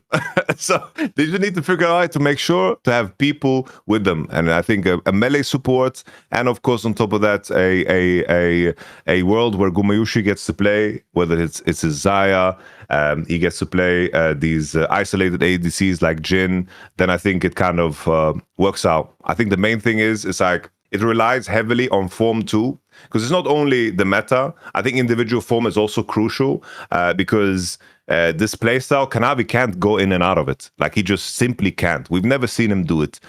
Maybe at best we saw him do it at JDG, but sometimes, there were games where he entered the early game on JDG, but it just didn't matter. It's like, I don't know how many the best late game team fighting ever, so it could just make up for it, couldn't it? I know. I think it's like if someone told me like the average gold lead of JDG was like negative out of LPL, or then I would be like, I wouldn't be surprised, because there's so many games that were just behind, but it just didn't matter because they just team fought better than everybody, and their bot lane, like Missing and Ruler, could just lane any lane ever. Like, they could just pick Jinx Rakan and lane against like Nautilus Draven and go even or even ahead. And you're like, what the fuck? How can they do this? So this has been a part of Kanavi since forever. So for HLE to succeed, it needs to be the melee supports pushing mid laner so they can support Kanavi, and then Kanavi needs to be in really, really sharp form because he is just too feast of famine. Like that final against BLG is like the perfect depiction of him, because game 1 he was like the best jungler in the server, and then he has that Xin Zhao game where he just goes 0-6. Even last week he had like a 112 Javan game, and you're like 112. This is the MSI champion. This is 112, going to 112 in a game. This is supposed to be Apex League of Legends. That to me is like the main things that need to fall into place. It's just that fragility of finding your peak is probably the bigger concern to me when it comes to HLE. The craziest thing as well is he's a fucking Korean jungler. People forget because he was in the LPL. He's not Chinese. Like, that is the Chinese style of League of Legends, where you're just like, you know what, motherfucker, I'm either going to be the best player or the worst player. Let's just flip everything. Flip heads. You just don't give a fuck, do you? But the mad thing is, even when he's back in Korea, and I can guarantee, mate, I'm sorry, the Korean coaches definitely do like safer macro plays, and you play off advantage and leverage. This guy, it's like I say, he just is the spirit of the LPL, bro. It's why in some ways he doesn't half make HLE games fucking exciting, mate. Because also, the other thing that's cool about him, this is why it's a classic archetype, he has some crazy hands too, mate. Like, that's what makes it work. Like, that's why I even drew the comparison. I do think he's sort of like a Hylissang type guy. By the way, shout out Hylissang. He just had his kid the other day. His name, by the way, even Maxim. Yeah, he always did do everything to the max, didn't he? Holy fuck, you've nailed it. Perfectly done. Because this guy, the reason why he could be so crazy is because he had unbelievability to execute plans that none of us understood, and we're not even sure if he actually fully understood as he was doing them. He just sort of figured it out as he went. You know, my joke, I always used to say, I think geniuses like Peak Canyon, they do know the play they're making on the Lee Sin. The analogy of someone like, you know, fucking MLXG or someone like Kanavi is, I feel like they figure out the plan on the way in on the queue when they're on Lee Sin. You know what? They hit the queue, and as they're going in, they're like, what do I shit? They just do some shit with their hands and they get out of it. And then I'll bet there's games, mate, they look to their side like this after the team wipe, and the mid lane is just like, you know, that fucking meme up. It's like the scene in, you know, Rush Hour 2 when they're like in the bathhouse. And then Exactly. Jackie Chan picks up that guy's laptop. I know. Actually, it was Tucker. Yes. Just breaks the laptop. Yeah. It's like, who the fuck are you? I know. And then to find the way out. It's like, yeah, this is what they planned. Yes. Because the other thing that's cool, if you notice how we set it up here, is it's kind of a bit of both, as always. There's never really that extreme. It's not that the LCK is shit. What it is though, no team is actually complete right now. Whereas, I'm sorry, as pointed out by that insane record of like Gen.G and Chovy, there were many years where Gen.G was the best team. The question was, could they do it on the big day? Could they do it at Worlds? Other than that, though, every other day of the year, yeah, they were fucking unbelievable. That's why they used to win. They used to win MSIs without losing the series. Like that was like not even some crazy shit. We used to just watch it and go, that makes sense. It actually is totally logical why they're the best. Look how they play the game. Right now, League in LCK has never been more exciting, but also more about, like, you know, some fucking, here's my strengths, do they work? Or is it actually my weakness what's magnified today? Also, you add in these drafts, mate, the draft is fucking bonkers right now in the LCK. Like, I feel like no team can actually do 3 good drafts in a row. Don't you think so? Yep. Like, who is even the best drafting team right now for you, Yamato, in the LCK? Who do you pick? Honestly, I think that DPlus have the best read. Maybe my God, if people don't know, the most infamous thing about TV Max is that he's supposed to be dog shit at drafting. He's supposed to be the best scout in the world. He's dog shit at draft.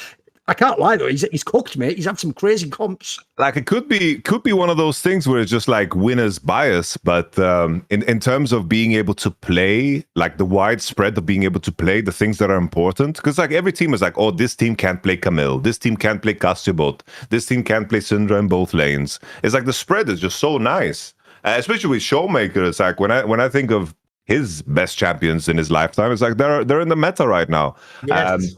Because I do think a very important detail right now, more than ever, is that Gen.G, when they were at their best, they spoiled us with this image of that the best team should be able to play everything. But you can get so far by predicting the winner based off of comfort in the game. Like, for example, that game 2 with HD's draft is, even though coming into the day I had this feeling that Gen Z is going to win, that game 2, it's like when I see the Olaf blind and I saw the Akali, even though it was into Rise, I was like, they're going to be so comfortable. It's like Kanavi's on Vi. That's his best champion. He's 9-1.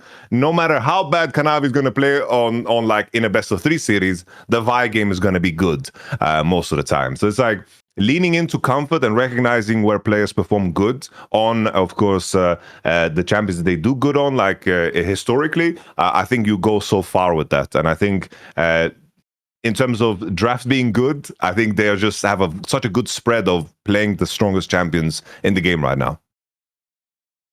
Well, at the moment, at least, there are no bald frauds in the LCK. And I hope that there aren't any in our user base, despite what the circumstance of your life may be. So is there anything that people could consider if they actually suffer from some sort of hair loss issue, Yamato? No, of course. You mentioned it yourself, catching yourself in the mirror and doing the mental math on your hairline, most guys know that moment, you start to think, it's like, you had that sudden moment where like suddenly the light hits you a certain way and there's a mirror. It's like, damn, I didn't know that was going on. You don't want to be in that position. So Hims, of course, makes it very simple to just actually do something about it. Hims offers convenient access to a range of prescription hair loss treatments with ingredients that, of course, work, including chews, oral medications, serums, and sprays. I know some people that don't know how to swallow pills. It's like, bro, baby, grow up. But to be honest, Hims is a service. So it's like they got you covered if you're a big baby and you can't swallow pills. Fine. Prescription strength like finasteride and minoxidil can help prevent further hair loss and regrow hair in as little as 3 to 6 months. So, you gotta get started as soon as possible, and you shouldn't have to go out of your way to just feel like yourself. That awkward thing when you need to call, have a doctor's appointment. It's like I have had issues with my eye for the longest time, and I couldn't find an eye doctor appointment for the longest time. And if I'm going to try to find a doctor's appointment, I call them up and say, "Yo, I have hair loss, bro." They're gonna tell me you have to wait 2 years here in Germany. So to get it done online without all that stress of the waiting rooms and the waiting time and all that jazz. Easy peasy, flexible subscription options, just straight online, access to 24/7 provider support, and a once a day treatment option is just available for anybody to, of course, fit your daily routine. So for simple online access to personalized and affordable care for hair loss, ED, weight loss, and more, visit hims.com/LFN. That's hims.com/LFN for your free online visit. hims.com/LFN. Featured products include compounded drug products which the FDA does not approve or verify for safety, effectiveness, or quality. Prescription required. Individual results may vary. See website for full details, restrictions, and important safety information. You know what, Yamato? I would say I feel sorry for anyone watching this episode who's a Zoomer because they won't get all the Seinfeld episodes. No. That's not the problem. I feel sorry for you because you haven't watched Seinfeld. Do your homework because I'm going to do it again. Mate, one of my favorite moments ever in an episode of Seinfeld is at the end of that episode where George gets that ridiculous toupee. Yeah. He walks into the diner, the classic diner. He walks in swagged out because he's got that like ridiculous looking like 90s toupee. He walks in like a blazer. He leans against the thing, and there's like a beautiful woman who's like a fucking brunette, with like nice big breasts and everything. Yeah. And she's on her own, and he just leans, and because this is how ridiculous Seinfeld is, and I'm going to act as Jason Alexander's. He just leans against the thing and he goes, "So how's your life? Okay." And the woman just like some complete fantasy that would never happen. She just goes, "Not bad at all," and like kicks this chair out as though he can come and sit down. He's like, and he gives that like look to the camera, like, bro, it's too good. People think I'm trolling because here's the problem. I actually know why people can't get into Seinfeld. Probably because it has the laugh track, you know what I mean? And it seems cheesy. But I'm telling you, if you can get past like those elements that are kind of 90s TV, it is genuinely, I'm not even trolling, like the best written show ever. Like the way that his show is scripted is unreal. If you don't know, basically, each character has their own storyline that at the beginning have nothing to do with each other. And by the end, they've all somehow like intersected in some way, like where whatever stupid thing Kramer's doing affects what Jerry's doing, which affects affects how George tries to get out of a scam, which affects how Elaine does some of her job. And like, it's genuinely, it's unreal, isn't it, mate? I actually remember that short as if it was my own memories of my own happy life or something, mate. Like, it never happened, Yamato. It never happened, bro. It's also just so rewatchable because now, like, as you mentioned this, is like, I'm thinking back, is that the episode where the woman that George is dating decides to shave her head and then he's judging her for being bald? And then is that the same episode with the big salad that he paid for, that she gave? I'm trying to remember. It's like, did all of that happen in the same episode? It's so rewatchable because it's like you remember, but it's like how they manage to like melt everything together is so damn unique that you're caught by pleasant surprises all the time. But it's I always say this. It's actually one of the reasons. Put it why I'm a Christopher Nolan fan. I always say, even when there's a twist, like my favorite movie ever is the Christopher Nolan movie, The Prestige. Well, in theory, every time I watch it, Yamato, I won't say what the spoilers are, but I know what the fucking twists are. But when you watch it, the twist works every time because the way the movie's set up, like you're saying, it just actually because you get in that suspension of disbelief. It's like you do forget parts of it because you allow yourself to. You go with the characters step by step, and at the end, it still hits the same way. Even though I know what's coming, I've seen that movie 1 million fucking times. So no, I agree with you. That's why it's mad rewatchable. I always tell people as well. This is another reason why you might not like Seinfeld.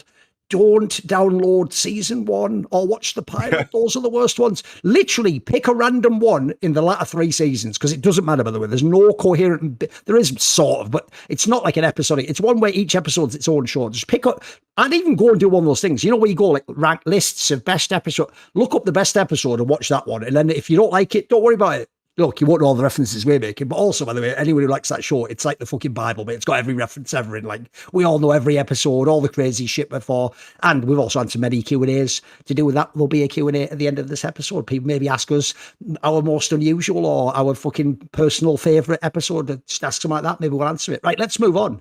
Let's talk. I don't think the LPL one needs to be that much this week, mate. I'll tell you what the biggest thing, first of all, is even though supposedly they are sorting it out, like what's bizarre is in BLG, they're sort of doing both apparently. Like maybe Bid is back, we'll see. And then maybe Flandre ends up getting signed. They might have but at the same time, even when they've played with the Wenbo guy, here's what's bizarre. They still win all the games. It just doesn't matter somehow. Like what's bizarre is, unfortunately, I did it on the LCK where I bigged it up. I've got to say, the LPL isn't that everyone's just awesome. Mate, the LPL is just, BLG's just really too good. And then actually a lot of the other teams are sort of fucking shit right now, mate. Like they've really come off from where they were last split. Like if I go and look, it's actually the smaller teams like your Team WEs that are performing well. It's not even the big dogs. Like JDG looks scuffed at times, mate. I can never know where TES is at, because then they've also done that support change, like we say. What is your take on the LPL right now? No, it's I think it's like, in terms of how the off-season treated things, it's like it really took the wind out of the sails. Like Weibo's year has been a complete mess. I've lost hope in them completely, especially with the departure of JJ now. It's like, what have you done? Like you've just, like how bad is this team ran to the point where you have to get rid of people? It's just such a LPL classic. And then I'm happy to see the continuation of WE. I think WE, it's like they went 1-13, but then they had the playoff run and they're continuing. I think this is like a team that we might see at the World Championship at the rate that they are playing at. I'm really happy to see that aspect of them. I think that's good to see. AL with Breathe just seems to work. They have more firepower now for top lane, and they have more avenues to play through. And I think this is something that they were missing. I think it just kind of makes sense. BLG, honestly, in terms of, I think if there was ever a, clear, everyone is always talking about like how super teams work and how when they don't work and how you need to kind of put a roster together. There seems to be an element of, I'm looking to, for example, Viper. Like Viper just looks so damn refreshed. He's like, oh, I have, weaker teammates. It's like, I know this. For me to carry. I know exactly. Yeah. Hey, yo. I know how this works. Yeah, just give me that backpack. I got the luggage in. It's no problem. It's like, it's ready to go. He's fit. It's good to see. I think that everyone is like not skipping a step on the team. I think in terms of what the competition is, it's not the fiercest for BOG, but like I can still see a world where this is a team where with more room to make decisions about how the roster is going to look like. Maybe this is a big benefit to them, because at least, you know, the big difference in doing it in top lane in comparison to jungle, it's like jungle just, it changes your whole game. It's like you threw junglers into this very lane-oriented team where everyone wanted the attention, and it's like these guys that like came from TT, you know, it's like Beishwan and Wei and you know whoever. It's like they were getting torn apart. It's like it's an impossible position to thrive in. And Shun was always the only person that could make it work. He was so dynamic in how he played, and still is. But now with a top laner, like what does Wembo do? He just offers stability, and then it allows the play the plan to kind of enact itself, and that's good for BOG. In terms of what their high end is, it's like still, if we look ahead, it's like is BOG a potential contender to win the world championship? I would need to see more from the top lane situation, because that's going to be a concern. They play against Zeus, or they play against Keen. Like, these guys are going to be tough to break with someone that is inexperienced. We still don't know what they're doing with Flandre or Bin or whatever. So there's still time ahead. But I think they're doing as good as they can with Wembo right now. And I think that's great. For the rest of the LPL, they need to show some more. Like Top Esports, I don't know. Tian hasn't come back. That's a bit messy. And the whole support situation, I have no idea how Zhu ended up on this team, brother. What are we doing? Like, LPL is so unprofessional. Well, there needs to be, you know, in the Wild West where they had those posters like wanted, dangerous. They need to have them for like Fortic and Zhu. How did they get in teams, mate? This is crazy work, innit? How is this? If people don't know, he was one of the motherfuckers that hinted Rookie a bunch of times. Yeah, it's criminal. Get him out the LPL. Because what I don't get is, again, if you said like before when they bought in the Fenway, if you said something like, oh, I'm going to bring in like a rookie, okay, I'll go that. Maybe he's good. I think I've seen enough of Zhu in the LPL, mate. I've seen enough. I've had my fill. I don't need it anymore. Yeah. I didn't even mention JDG, right? It's like JDG. This project is not aging well, you know? No. This is going to be one of the worst Tabe ones ever, actually. It started so well. Look, it was looking great coming into, I don't know, whatever it was, upper bracket round 2 of the spring or something. But normally we expect Tabe to be cooking by now, mate. Yeah. It just seems like even Tabe can change Junja and Hongkyu and their way of playing, because it's also sucks for Tabe, because this is easily the worst Gala year ever. Yep. I've never seen Gala play this bad, especially like in spring. Things just don't seem to fall into place. It's like the only people that are really playing is Vampire and Xiaoshu. And that's top and support. It's like they don't drive the whole game. It's like Junja can just decide to lose the whole game for you at any point. That is such a scary game to play when your jungler can just be like, we're going, and you're like, what the fuck? Because that's how it is to play with Junja right now. It's just so unpredictable in the worst way possible. And I'll say this is where the reason why the LCK banged so hard when they copied the LPL format is they've got all the best teams. Bro, that playoff playing has actually fucked the like Ascend group. Because if people don't know, look, Weibo, they're in a lot of trouble. We'll talk about it in a second. They were bad anyway, but they could still scoff the odd win. IG just didn't have the shine rookies. That's why they went down, right? But the fact that you got EDG, Thunder Talk, and who's the third one that I'm thinking of? LGD. Third one. LGD, yes, sorry. Actually, LGD is the one I should remember because it's the one with all the random names. The fact that they're in the Ascend group, it feels like the old LPL, bro. Because now you get games where it's like, I'm playing Thunder Talk. I'm sorry, listen, well played in the plane. I'll never hate on you. I hate on the teams that lost to you. But the problem is that those were one-offs. But that you're not actually top teams, unfortunately. So this is one of the only times ever the LPL Ascend group has been like a bit scoffed, actually, because now you have this is why I say it's like the old LPL. You have a week where someone just plays 2 of the bad teams. If I played Thunder Talk and LGD, how do I know how good you are, bro? The problem before is, even if it was bad, if I saw you play against like a scoffed TS and Weibo, I know those players, man. That's still like Zhao. That's still like fucking Breathe. So there's still like some top Jackie Love. There's still some cracked top players. At the moment, the bottom end of that group is fucking dire, bro. Like, again, I actually expect, I'm sorry, IG especially is just going to walk through that plane and get straight back for next year into the real group or whatever. Like, that's over. Like, what are we talking about? They're going to be in the playoffs. Yeah. They're going to make it to the World Championship, Thorin. Come on now. Listen, I know. You got to believe, haven't you? You got to believe, mate. Come on. You do. Look, you have to. Just a follow up on EDG. And everyone knows the story of what happened with JJ and EDG, how they ended their like whole run, and they had to bring in Uzi because apparently Leave made like Weibo accounts, fake ones, to flame his jungler, and now they're reunited. JJ is back on EDG, and they're gonna be playing together again. And honestly, EDG is a team that is intriguing to me. You know, I think this is if any team out of like the newcomers, maybe EDG now with JJ in the mix, with Leave in a more AD centered meta, maybe they can do some damage. Maybe that can be like the wild card if anybody.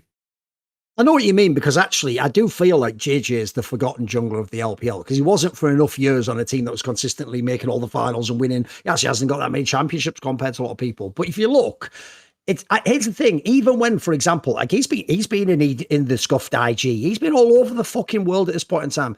It's clear to me, even though he hasn't had an amazing career resume, he's just a good player, mate. Like, there's very few times I actually ever watched it and went, oh, he just sucks at jungle now. Often I would go, I don't know about this synergy, or maybe he doesn't fit this playing style. But I'm with you. I can actually see why he's like the guy that everyone, he's like rent a jungler. As soon as your jungler's a bit scuffed in the fucking spring or summer, you just pull up that phone, 1-800 guy, finals MVP 2021, and fucking JJ picks up. Yep, I'll be right there in 10 minutes. Yep, because you're right. Like, that's one of those players where surely that's one where it's like, bro, that drama is so many years ago now. I think that's actually from, was it even 2023? I think it was 23. It was like when LNG won the regional qualifier, right? When LNG won the regional qualifier. I think Uzi was playing in that one. I think it was that one, yeah. Because that was like that's so many years ago. I'm with you. If I'm Leave, mate, on that one, I'm like, you know what, JJ, we had our beef, but who gives a shit, mate? You know what? Welcome back. I'm going to make on my real account, welcome back, JJ. Like, I might have flamed you back then, based. That is low-key mad based. If you don't know, I'll give you an analogy. I don't know if you know this, but Kevin Durant has done this numerous times. Yeah. Because here's the problem. Kevin Durant admits he smokes weed a lot when he's at home. So he's done that thing where he just didn't log out of one account. So he had one that's really embarrassing, bro. He had one where like he posted a comment on like his real account where he should have been logged in on a fan account. And it was like, you know, everyone's saying KD sucked in this team, but it's his teammates. And then on the same account that he forgot to log out of, because it was his account, he just replies like, yeah, go off, King. Like, they don't know what I'm built like. It's like, bro, it's just you. It's on the KD account. You know what it's like? You were trying to post a fake fan opinion and then reply to it. You've just put it on because he's probably just like, oh, it's hilarious. Then enter, and then later on, his boys called him like, "What have you done, kid? What do you mean?" I was on my thick. Oh shit, I wasn't. Like, that's outrageous. No, the idea Leave's doing that is outrageous, isn't it? But at this point in time, mate, Leave is in elo hell. He needs all the help he can get. And actually, now, I'll tell you what, jungles. If you're an ADC, jungle's always been the helper, hasn't it? It's always the one that can get your lane ahead, can stop them fucking diving you 24/7. Because actually, you're right. Of the teams that came up, the best one clearly on paper is going to be EDG. They could at least win games. I think the Thunder Talk one, mate, I do know how they're there because there was a lot of teams shit the bed, but that's not a good team, mate. I'm sorry. It just isn't. Those names aren't even good. Those very few of them will ever play for a top team ever in their career again. Some of them never did in the first place. So I'm with it. That's why I say we don't have to do too much on the LPL. It says it all that Wenbo hasn't even particularly shined, but BLG still wins all the time anyway. It doesn't even matter. And I'm with you. Here's the way, actually, for them, it's good that there's so many weeks, because we'll figure out the top lane situation. We'll get one of these other boys in that's actually a fucking legendary player. We'll figure out what the combo is. And actually, while LCK are all fighting each other to the death over there, we're just going to walk into the World Championship and we'll see you at Worlds. We'll see what the meta is then, mate. And I'll tell you what, if we actually end up winning Worlds, who gives a fuck about MSI and EWC at that point in time? We'll just take the World Championship, mate. Some of us have already got the MSI back in the day, you know. Right. Anyway, that is an appropriate moment to do the other poly market. Because I thought, in light of how crazy LCK is, and like the fact no one knows who the top lane of BLG will be at Worlds, I mean, let's throw it in there. KC's playing great. G2's got perks. Mate, everything's up for sale right now. So right now, there is actually a very interesting one, which goes like this. Listen carefully. This is not who will win Worlds. This is not who will be the number one team, who will be it is at the end of the year, they have the LOL power rankings, the global power rankings. The question is just at the end of the year, December, who will be power ranked number one? Now, let's be real. That will probably be the winner of Worlds. So it is sort of asking who will win Worlds. Point now is this, Yamato. The question who will win Worlds, I don't think there's ever been in League of Legends, where that question is more up in the air. Because if I send this BLG tomorrow with Wenbo, in English we call that squeaky bomb time, mate. I'd be a bit nervous about him going head to head with Zeus, Keen. Some of these boys are just going to clap, aren't they? At the same time, maybe they bring in Frandre and now Viper carries. Maybe Bin comes back and he's fucking smacking everyone on jacks. Like, that one could go anywhere. So I've got to say right now, I want it to be BLG. They are number one at 31%, but fucking hell. I mean, I would actually say if you really believe in, like, again, crazy ones like T1 or Gen G, there's a world they can get it together. It's so far away. The meta's going to be so different. It could happen. So as of right now, I know it's an impossible question. That's our job to answer these. Who wins Worlds as of right now, which I assume will be who ends up on top of that. So who at the end of the year is top of the power rankings for Yamato? Jesus this is pure Christ. faith, homie. Come on. Faith. Yeah, we were talking about who's going to win the LCK, and now we're talking about who's going to win the... I know. Because here's the thing again, if you have the balls to call T1 and they actually do it, this might be the greatest call of all time. It's just, again, do you believe it? I don't know. Honestly, I'm just going to, like, I generally felt walking away from MSI that BOG is the best team in the world. I think draft is so damn important and all that jazz, but I feel like if I compare, because there's only 4 teams I think that can win, and that can be at the top, and those are the 4 teams that are currently at the top. We have Gen G, T1, HLE, and BOG. Yes, and I compare them in through the lens of who is their flaws. Somehow, even with all the drama that BOG have, I feel like somehow you can deal with that. I think the fact that you have 4 players that are still so insanely solid. All these other teams have like 2, 3 players that are currently very flawed.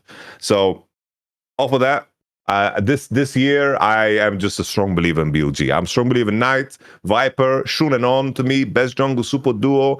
I think that meta is going to keep going. And even if somehow it shifts heavier into ADCs, you got Viper. It's like you're never going to have problems. You're never going to have problems. Jungle and support will remain to be the most important thing throughout the entire year. Champions might change. And you have Knight and Viper, the most flexible players of all time in their positions. No, this is why I'm actually with you. I know it sounds stubborn, because if they actually send Wenbo, I think that would be like a fucking reach to say they're going to win Worlds. But I actually just think they're just doing this now to figure out what they want to do. Do they want Bin to come back? Do they want to sign for, I think they're just figuring that shit. So I think whichever one they go with, I'm with you. I take BLG, because actually, so far, this is literally my dream for Viper. The first thing I thought when I saw the Wenbo guy come in is, surely the immediate thing you do is just pivot to Viper and say, right, it's time to put the carry pants on, mate. And as you pointed out earlier, he's done that throughout his career, and already it looks good. And he already had the majors anyway. So actually, if anything, that's why I told people last year, when your players like Viper and Ruler, you can't count them out, mate. Like, they can have 2 bad months and suddenly have 1 good month and you'll forget all about it. And if that 1 good month's going to MSI or Worlds, you'll think they're the best in the world again. You'll just think, wow, that's the guy I remember from years and years ago. Because they are those people who only have occasional slumps in general. Shout out to Ruler, though. He's fucking still sending it in the LCK right now. But I agree with the Viper one. Actually, he had a good game the other day that looked like he was back to his best, mate. He had one where it's like, right, I guess the real Viper is back in the server. And actually, you know what? In the same way as in past years, Chovy had to hard carry and Knight was mega when he was on the scuff teams, but then Chovy had the super team and he was mega on that.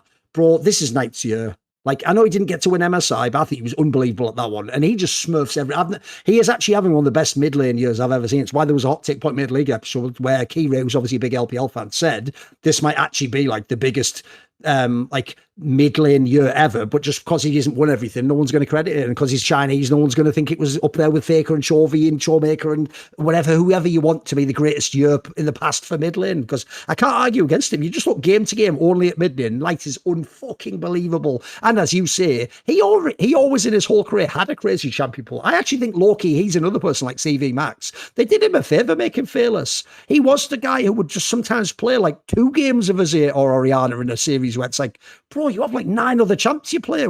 Whereas you put him in the fearless, good luck getting him into a matchup he can't play, mate. He's got unbelievable champion pool depth. So yeah, I'm with you. I actually still think it can be BLG. So I'll just say whoever they end, because I don't think it'll be Wenbo. Whoever they end up putting in, I think they adapt to it, and I'm at least I'm here for it. And if I lose, you know what?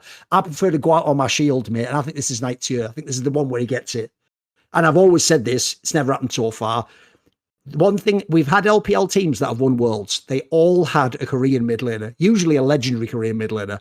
If a Chinese mid laner wins Worlds, that is the thing I've been waiting for the whole time. I've watched great players. I've seen Zhao Hu. I've seen Cool. I've seen some fucking really good players come through the LPL. There's never been that guy, though, and this guy's the chosen one. It's why I even knew, even though it's a mad detail, when I saw that he's left-handed, and they already, as a kid, were calling him the golden left hand. Bro, this is fucking like Naruto or something. This is like some pure animation. Of course he has to be the one to win, bro. Of course the golden left hand is there's gonna have to be an image like this, Yamato, of a left hand lifting up a fucking World's trophy in it, that massive fucking trophy. Like, it's gonna have to happen eventually, bro. It's just too good, isn't it? It's too fucking good. It's too good, bro. And it's going to have to be that thing. You know, there's that cool angle. If people don't know this, it's actually a detail. This is how I know people aren't good in sports at doing anime angles. People probably don't even know this who are modern day fans. Messi is a left-footed player. Ronaldo's a right-footed player. They're both also unbelievable with the other foot. So the joke is, if you wanted to make the best player ever, you'd take Messi's left foot and Ronaldo's right foot, and you'd have it, wouldn't you? You could just do that right now. Wouldn't it be Chovy's right hand and Knight's left hand? That'd be the fucking most cracked out of all. It's actually it's right there, bro. The whole fucking the anime storyline is just laid right there. It's too weird. So I'm doing the Arctic BLG. Fuck it. LCK at the moment are also just killing each other, and the joke could be maybe like Hanwha or Gen G just didn't get to go to Worlds, which is what maybe Knight, after all that struggle, all those years carrying, he arrives at the Worlds final. Oh, phew! I've been here before. It's time to win. DPlus. Maybe that's what you have to. Maybe that's who he's playing now to win Worlds, bro. Like, listen, the gods are kind. I think this is his year. I think the gods want him to win, bro. There you go. They want him to win. They want him to. Right. Let us switch it up and talk a little bit about our home region. So over in EMEA, just like I said about DPlus, tell you who else is carrying the EWC storylines, mate. It's got to be KC. After all the shenanigans, after all this bullshit about Reaper is doing the draft, or isn't he doing the draft, or should he do the draft, or does it make sense to? After all the shit of the fucking G2 storyline, actually, at the moment, if you are a KC fan, has it ever looked as good as this, mate? Right now, the Kiahu guy's proven himself. Everyone else in the team's getting their shit together. Kalist is having Smurf series after Smurf series. They're winning all the matches they play. If you are a KC believer, and there's obviously a lot of them out there, I think you are eating good, bro. I mean, you had such a nightmarish time where you were so close. I always tell people this. People say G2 wins every split. Those last couple were really close, boys. Like, those ones, they could have won those game fives. And if I'm people like the KC players, those are the ones you wake up in a sweat at night. Oh, I should have done that. Oh, I should have ulted there. KC right now, I know it's early days, but we have to do this. This is the point of talk shows. You have to go week by week. We can't look a month forwards. If the finals happened today, KC would win the LEC. Agree? I agreed. Yeah. I think the main thing in terms of the evolution of KC is, as you mentioned, like Yahoo, just looking better than ever. He's currently looking like the best mid laner in the league. I would say so, because Caps is just not in good form. No. I think that's always the underlying question, right? It's like, will G2 win? It depends on Caps' form. I think also in terms of like putting all the pieces together about what Perk said in the interview, and like the fact that they felt the need to make such a drastic change speaks to the fact that they had drastic issues. I don't think that G2 just does something like that on the whim, because that's the additional layer of that conversation where people compare Perks versus Dylan. They were in a position where they had basically they just red alarms just shining, and they felt the need to make some drastic change. And that's also something that Perks mentioned, that internally, in terms of how they scrimmed and how they practiced, that it was a very, very toxic environment. And then you have the additional details of how, for example, you know, I mentioned this many times, but it's like how Skimon reacts on stage, and we see it in the voice comes too, and it becomes kind of a question mark. Is like, how deep are the issues that G2 kind of are dealing with? Because we've seen them win, but the issues, you know, we've got such a inside look on what's going on, and the question now is, it's not a question of will G2, you know, blaming Perks if G2 don't like fix them, but the main question here is like, will G2 actually be able to overcome whatever the problem they're dealing with, and will they be able to kind of reach new highs? Because I'm looking at it through that lens, and now Caps is not performing. The team has some things to figure out. They're for sure going to be really, really dangerous, but KC, a lot of things for them are falling into place. The team fighting still as good as ever, and I think if there's one flaw to KC is that I think that Yike in terms of how he is as a player, I think he's insanely good against players that are worse than him. But I think that when he's playing against players that are on par or even better, I think that he becomes very, very destructive in the game. And I think that's the only danger that I see for KC so far. Because even when they made their EWC run, Yike was the player I was the least impressed with on the team in terms of his overall impact. And I think the jungle as a role requires you to be so precise, and the responsibility that you carry in this year is probably greater than ever because of how extensive level 1 plans are, in terms of how supports can screw you over, in terms of how snowbally it can be, in terms of, oh, you lose a one Raptor camp, and then they are have an advantage of you on Crab, and they have smite advantage, and then suddenly with that level 6 swing, they invade you on your respawns of buffs, and then suddenly the whole game just collapses off of one mistake. I think the best example was, of course, when we saw in first stand where Skumond outplayed Canyon, and he played better than Canyon. And then we got into the finals, and then Shun outplayed Skumond, and suddenly he just looked so small because of how brutal jungle is. And I think if we look down ahead, the main question will be, which is the main storyline of G2, is how good can Skumond be?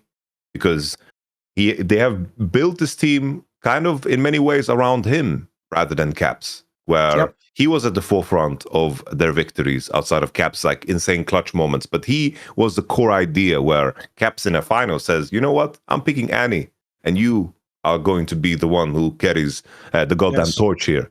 And I think that stylistic kind of clash is going to be the most intriguing to me, because if they can figure out a way to get out of this rut, and Perks figures it out, and Skumond is once again by far the best jungler in the league, I think they can still win out. But currently, everything looks good for KC.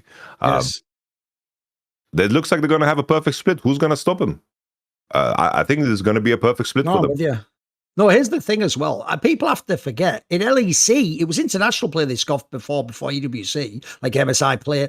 They were always good in LEC. It's just not everything came online at once, and they were losing really, really close games to G2. If you saw that G2 game they played, it was like over a week ago now. That was a fucking banger game, man. That was just really good, and they came out on top. Like, actually, you know what? KIA was better than Caps. Yeah, KIA was better than fucking BB. I'm sorry, I know this doesn't normally happen in the fucking playoffs, but Hansama wasn't as good as Kalista. I saw there was a thing on Twitter the other day where people did that thing that I find really boring. Fans like to do this thing, Yamato, where they just pick whichever one benefits their player in the moment. So I'll give you an example. If Kalist's better than Hansama today, you just go, yeah, but Hansama's better historically.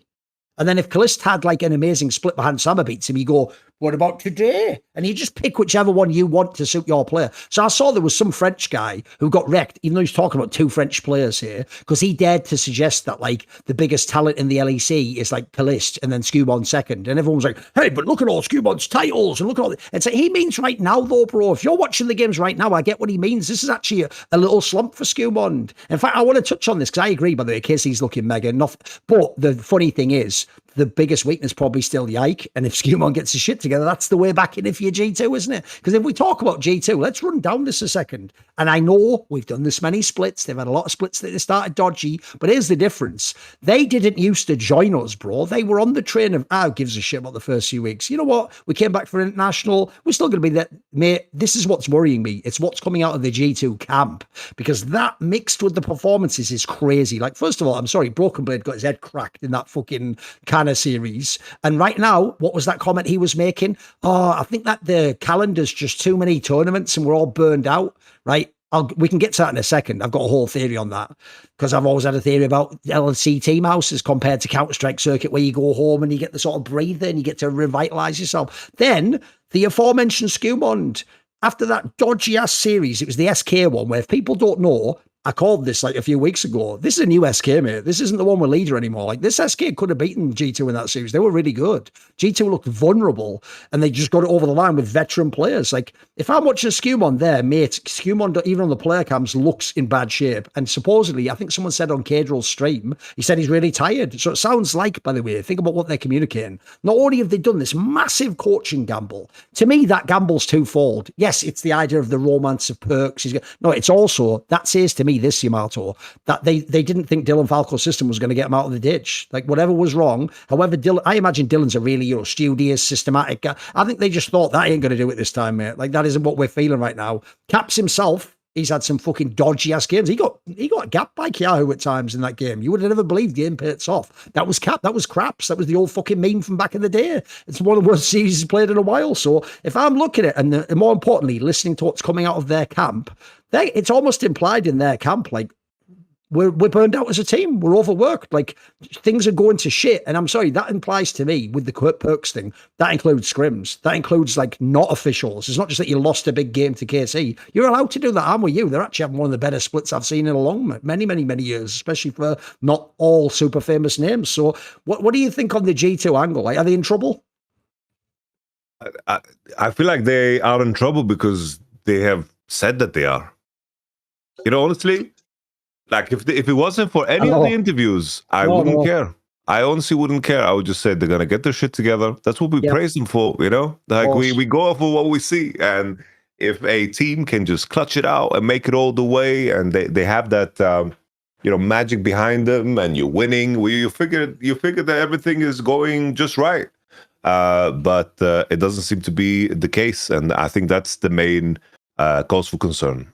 It's like you had the advantage that you, of course, are now together for your second year, and with many aspects even way longer than that. That advantage seems to be a disadvantage now.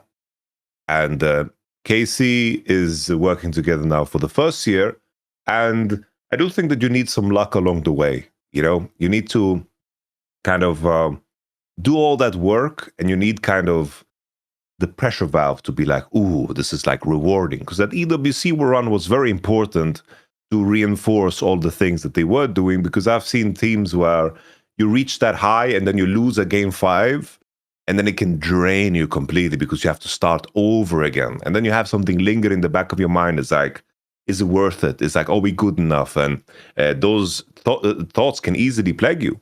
I can give an example of, for example, C9 last year. It's like they had that insane finals against FlyQuest, game 5, and then they didn't make MSI because obviously the system was that there was only one NA team, one Brazil team, and then there was a long distance, and then came summer split, and then the playoffs, and if you are in that moment in your best form, you couldn't push it over the finish line. That is something that can haunt you coming into things. And I think from Casey's position, as the dynamic has now, they've had so many positive moments to build on. EWC, and now having that 3-0 weekend in front of the French crowd, like, I think that builds a lot of strong character for the team. So in terms of G2's biggest advantage, might be a disadvantage now, and the fact that this team is fresh and building a very, very solid foundation for their collective experience, that can be like their biggest advantage now, because now with the results, it's very easy as KC to psychologically put yourself in a place where you can beat G2 in summer. You can tell yourself why it's going to be different. You can easily paint that path and easily put yourself in the mind where that will actually happen with everything that you're getting from the G2 camp and the experiences that you went through. Because EWC, they could have lost to Team Secret Wales. They could have lost right there. And then maybe they wouldn't have built that momentum. But in terms of the tribalness of competition, I think that the tribe seems very strong for KC right now. And I'll say this, if you are G2, you're also caught a break, because actually, you're probably still the second best team. I'd still put some stock in that KC match. I actually think SK has just improved. I know people see on paper SK and they think, oh, fucking Ocelot and shit, a million years. They're actually not too bad now. They're sort of like, they've gradually heated the roster up, and it's gotten better and better, and they've replaced the middler in the right way, and they've got some decent shit going for them. So the obvious question right now, it's a hard one, is if I say KC's number one, I think they're number one by a lot. If I put G2 for now, number 2, who the fuck is the third best team? I think that's a hard question, mate. Go on. Because right now, at the moment, we haven't seen the games to really know it, right? So who would you put your money on? Who's the third best team of the LEC? I know the MKOI, they had that loss against Vitality, but even though I think that MKOI has gotten a lot worse and created a greater distance between themselves in the top 2, because there is no top 3 now. Like there's a top 3 in the sense that we need to have someone on 3rd place, but they're not in the same conversation as KC and G2 at all.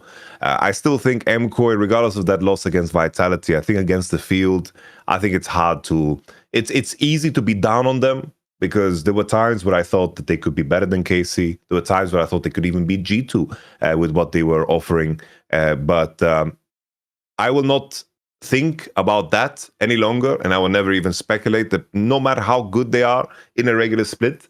But still, I think that, you know, with the other teams having roster changes, and like, it's just so hard for me to believe in a Vitality that comes into a playoffs match. Like, I thought maybe Fnatic could do something with Subaru now and Lospa getting slowly better, but with how Vladi is playing, it's like, what's happening there? GX looks worse than ever. They just downgraded. They've just straight up downgraded, and it shows in the game. So MKOI, G2 is lucky that nobody else can challenge them, and they're easily top 2, even maybe at the end, even top 1.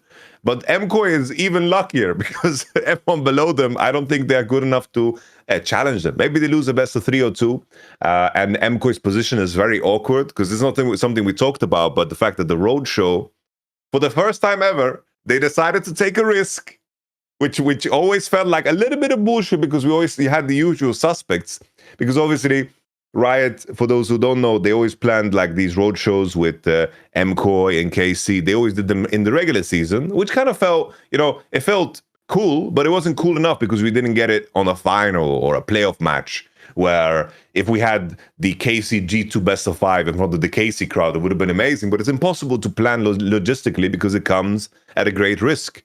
And the MKOI Roadshow, the Madrid Roadshow, is the first round of playoffs, and the first round of playoffs is, of course, the top 4 teams that start at the upper bracket.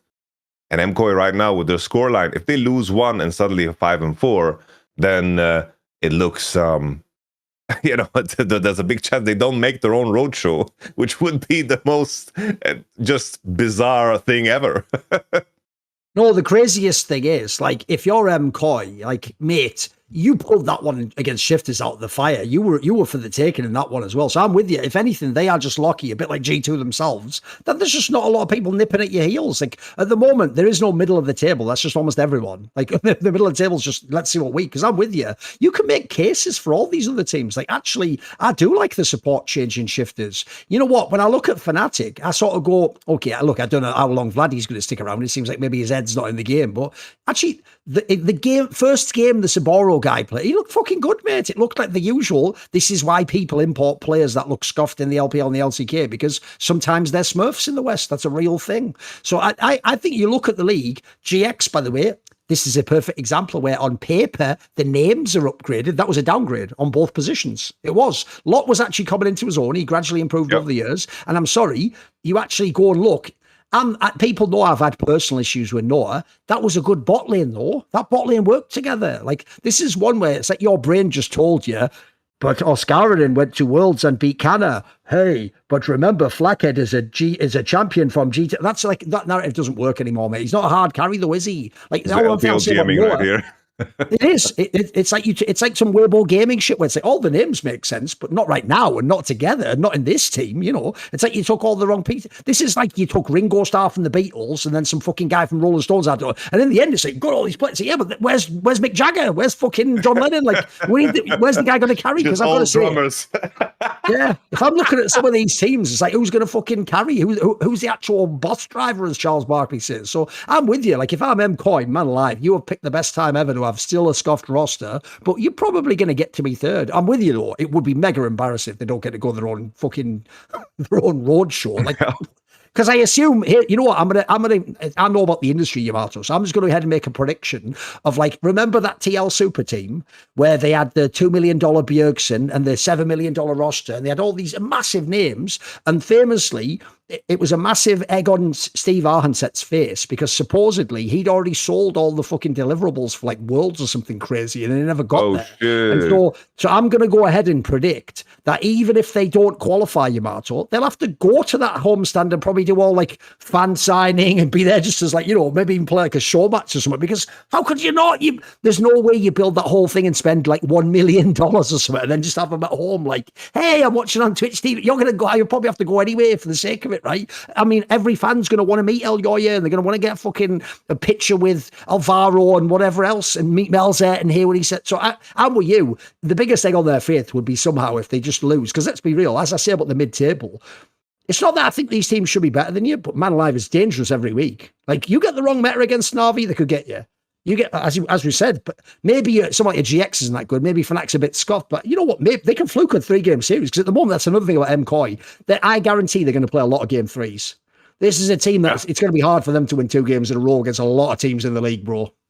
And it could be even worse than that if they don't make it, because it's like you go through, I look at the posts and like I translate the Spanish posts, and the Spanish fans are very angry at the team, like very, very angry at the team. And they are very harsh towards like Midwin and then Super at times. And like I could see the world where like if they don't make it to the roadshow, that it's just going to be empty. Like I could easily see that happening as a. That's crazy if that happens. And with the margins that they are operating with under, like if there's a world where it's just empty and tickets aren't sold and people just don't show up, like that could be devastating. That could be so I can tell you, if you're balancing out the margins, you're already planning like, right, we're going to sell 20K of jerseys. We're going to have this many ticket sales. We're going to, again, if you ever get the scenario where half as many people go, no one gives a shit, and it's not an MCOY event in that sense. You're right.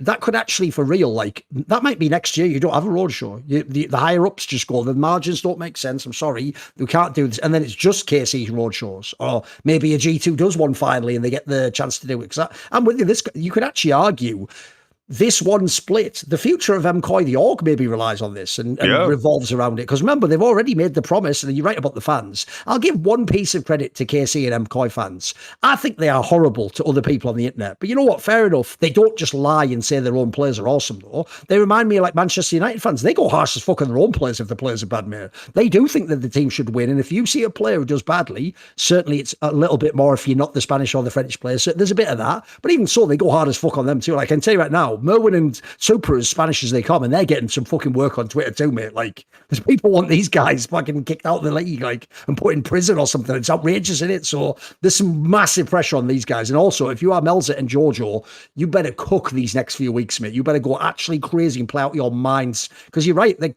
you can even still make Worlds, but the humiliation of not being at that tournament as a team playing would be massive. And you're right, that was never a case in the past, because every other homestand was designed for you. It was the last week and you played all your big games. It was week 2 and you played. That meant it couldn't go wrong. This is one of the few ones where, even though on paper it made sense why you'd do it, you figure it'll all be top 3. I agree with you. There is no top 3. There's top 2. Even then, G2 could make that. Could make it just top 1 is the joke, but there's no third team. It's just at the moment you're third. At the moment. And the at the moment's carrying a lot there. Now, here's the thing, Yamato. As someone who likes the LEC, I want it to have 3 really strong teams. So I don't like the sound of that. But I do like the sound of our next sponsor, Raycon, which is obviously sponsoring this piece. Because with the Raycon Essential Open Earbuds, one of the best things is I like to use earbuds at the gym, unsurprisingly. And I'll tell you what, there's ever anywhere you don't want to get surprised or not hear someone coming and bump into them, it would probably be when you're carrying a massive like 20 kilogram weight like that, or you're picking up big dumbbells. The last thing you ever want to do, I'll tell you right now, here's a random piece of advice when I see people doing gym videos. When you see the power lifter drop the weight like that, boom, that's because if you ever look, no one's near there. He himself has made sure it's in front of him when he drops it and it can't land anywhere.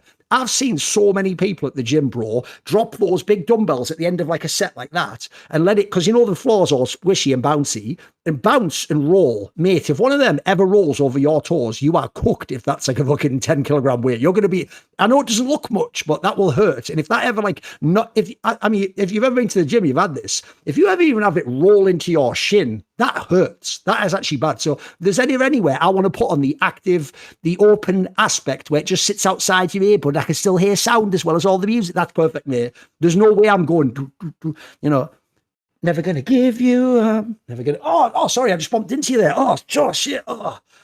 Tell you what, that's a Rickroll I don't want to get. So anyway, don't get Rickrolled. Just enjoy Rick Astley's music in a responsible manner and podcasts like Summoning Insight, and get yourself some Raycon Essential earbuds. They're actually really lightweight. The ear hook can rotate so they stay in. You can wear them on your walks around. You can be cooking. You can do some gym stuff around the house. They won't fall out. They don't get uncomfortable. They have over 3 million customers. The sound quality is good.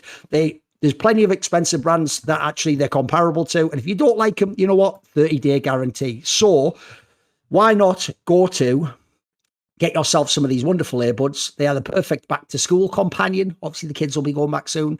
Go to buyraycon.com/LFN open, all one word, to get 20% off, a fifth of the price. Fifth off the price. Thanks to Raycon for sponsoring us. That's buyraycon.com/LFN open to get 20% off. Right. Here's the thing, Yamato. At the end, in general, I'll be real.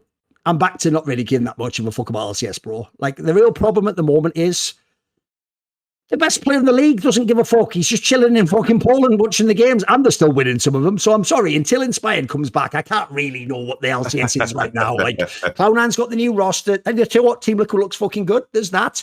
FlyQuest, you know what? Regressed a little bit. I'm wondering about them. Actually, they weren't the team that, unlike Liquid's, built on that success of last. FlyQuest hasn't really. They've looked a bit scuffed themselves, and there's a little bit of problems there. What is your sense for the LCS at the moment? Yeah, I think right now, Team Liquid looks good for sure. Like from our perspective, right? Like I'm coaching C9, so it's like for us, like if I assess things honestly, the big match will be, of course, against FlyQuest. I agree that they play worse than before. I think always there's a lot of risk to their play.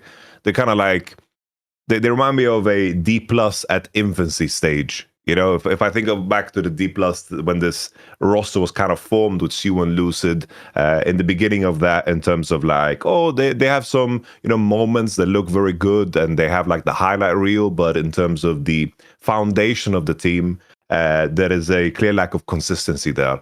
I think that Team Liquid and Lion, ever since the internationals, just look better and better. Even now, Lion without Inspired, the other players are picking up the slack, and they are doing a great job. I think that these two teams are the teams to beat for, of course, the LCS Championship. And then I'm thinking through the lens of Worlds, I do think that right now we should be better than FlyQuest. Like, we should beat them. So that matchup is going to be like the most intriguing one, because currently I can for sure say that Lion and Team Liquid on paper are better than us. It's why I actually have never ever lost, no matter what happened to the form of the players, drama, what happened with the mid laners in Liquid. One thing I have never lost my respect for is the coaching of Spawn, mate.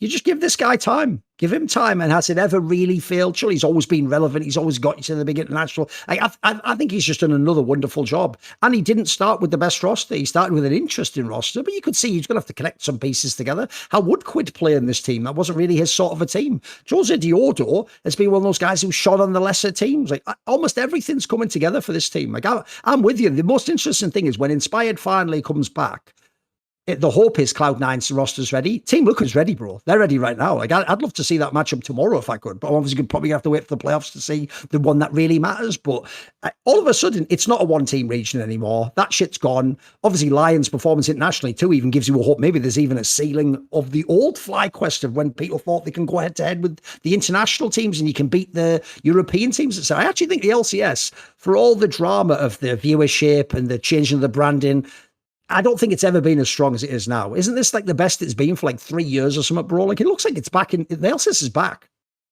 Yeah, I would say so. I think that, we were saying it the entire time. We just need Team Liquid to get their shit together. And for the longest time, they were quite uninteresting. And now, like, everyone's firing off on all cylinders. It was a sense of disappointment in that offseason that they couldn't figure out the whole River military situation, because that was like my prediction. But Jose Diodo has been the best team, and everything else is falling into place. Like, Team Liquid is reaching their potential. And the fact that there is a conversation that there is a team that could potentially beat Lion, I think that already makes things so much more interesting. When when you tune into a regular season and you just know at the end of it that one team is going to win, it just feels like such a drag. And now with the Worlds at play, the additional seeds, of course, also matter, which also makes it a lot more interesting. And I guess to top it off the LCS discussion, we got to talk about Dignitas signing Dardoch. How can we not? If people don't know, one of my all-time favorites, because you know that, I'm sure you know this by now, I love players, a lot of them seem to play jungle, where they have the talent or if they have a special strength that really is really good, but they've got that like personality thing that just holds them back, or they've got it, you know, them all, Forgiven, Self-Made. You can run down the list. I've loved them all in history. Double Lift. This guy's definitely in that category, mate. And it's also a player where, I'll tell you what, people mistake this element of it. He wasn't just a player that was good 10 years ago. I don't think he was ever bad. I think even when I saw him come back the last time, when he was just sort of playing like, remember he came back as a coach, then he like played a bit. He just always can bring a level of play. And let's be real, his personality, he's going to say some fun shit on a mic. By the way, the obvious angle I'm waiting for is, let's have him play against Griffin so we can have the banter. Let's have him say some shit about his old teammates in some other team. Let's have, you know what, if you want to be hilarious, have him say some shit to Dom or something. Like, fucking, this guy, he has mic skills. This is some like Conor McGregor comes back, hopefully this time, not to do one kick and then just get it wrecked out immediately. I'm with you. Listen, I'm a Dardoch fan. People know that. Don't do a Lee Syndra can retire immediately, obviously, yeah. I just imagine... Maybe Conor McGregor shouldn't have attempted the insect. That was the real problem, wasn't it? I just imagine like in the first game, like obviously Dardoch is like matured, he's an older player now. Yeah. Talent was always there. But I just imagine like in the first game, like Riot just shows like a snippet of the comms and he just calls his teammate a slur, you know? And like, we are bringing back XU. Bye, Piggy. I know exactly. Yeah. Bye, Diggy. There you go. I actually put that one back. I know exactly. He ints it immediately. I love it. That would be hilarious. It's just Dardoch strikes me like the type of player that would have a similar leadership role to Inspired in the game. Dardoch strikes me as a player that would just lead and drive a game. And honestly, that's what Dignitas like. I think they just have no. There's no red line in how they play the game. It's just really random. Everything they do is so random, and they are just so that there is like everything is just. They're thinking about the next 10 seconds, but I do think that Dardoch is going to improve them. I saw the video from the GM of Dig, and the rationale was also right there. It's like he said the same thing where we lack structure, we lack consistency. We can take a game off of a team that is better than us, but we could never win a series because we're just so damn inconsistent. And they tested out for a week around Dardoch's schedule with CCG, right? And they just made the decision that the games they are playing with Dardoch just make a lot more sense, and they actually have some consistency to them, because that's something that really plagues practice too. I've always said the same thing. It's like the ceiling the ceiling and the floor of your practice is determined by how your jungle plays the game. If you have a bad jungler, your scrims become so much worse because they're inherently volatile. So if sometimes you have a jungler that just thrives in that volatility, that can also be dangerous. Like you have a jungler that goes 10-0 every damn game, and you don't get to like actually play out the mid to late game, and then when you get to the stage games, you don't have the same kind of impact there. If your jungler is not performing and he just is on the other end of that massacre, then you also don't get into the game. So in terms of the impact of your practice, it always starts and begins of your jungler, because if your practice isn't good, you can't add to these concepts that are going to build your foundation. So I like this move. I like this move a lot. I'm hyped to see Dardoch back. And also, you know what? This is actually in the vein of what I said about the lower teams in the LCK. Listen to this roster. If you only go off nameplates, and I read these 4 names out, Dardoch, Parlofox, FBI, Igna, bro, listen, we need a time machine. That's not bad. That ain't bad. Listen, one thing I'll say about Vets is, Vets can roll it back every now and then for one game. Oh, that's all I need. I don't expect you to go to Worlds. I don't think you're going to compete. But the point is, the reason why not only was it a one-team region before, but the bottom of the league was really bad. Like, I mean, by the way, even fair play to Sentinels, they're not as bad as they were at the beginning of the year. Like, the league has leveled up. That's why I say the LCS is back, mate. When it began as the LCS again, I was like, bloody hell, this is like what? is Lion even good? They didn't have the top laner with the visa. It's like, actually, at the time, it looked like maybe only Cloud9's even good. So actually, suddenly, it's becoming a more interesting league. And yeah, I'll watch a Dardoch game, especially, by the way, if you ever locks in and Elise in, I'm there for that. I'm there all day for that. Okay, here's the thing, though, Yamato. By the way, next week, we will go more in depth on the LCS because they have, I think I'm correct in saying, so I'll just double check. Yes, we have the FlyQuest TL game next week.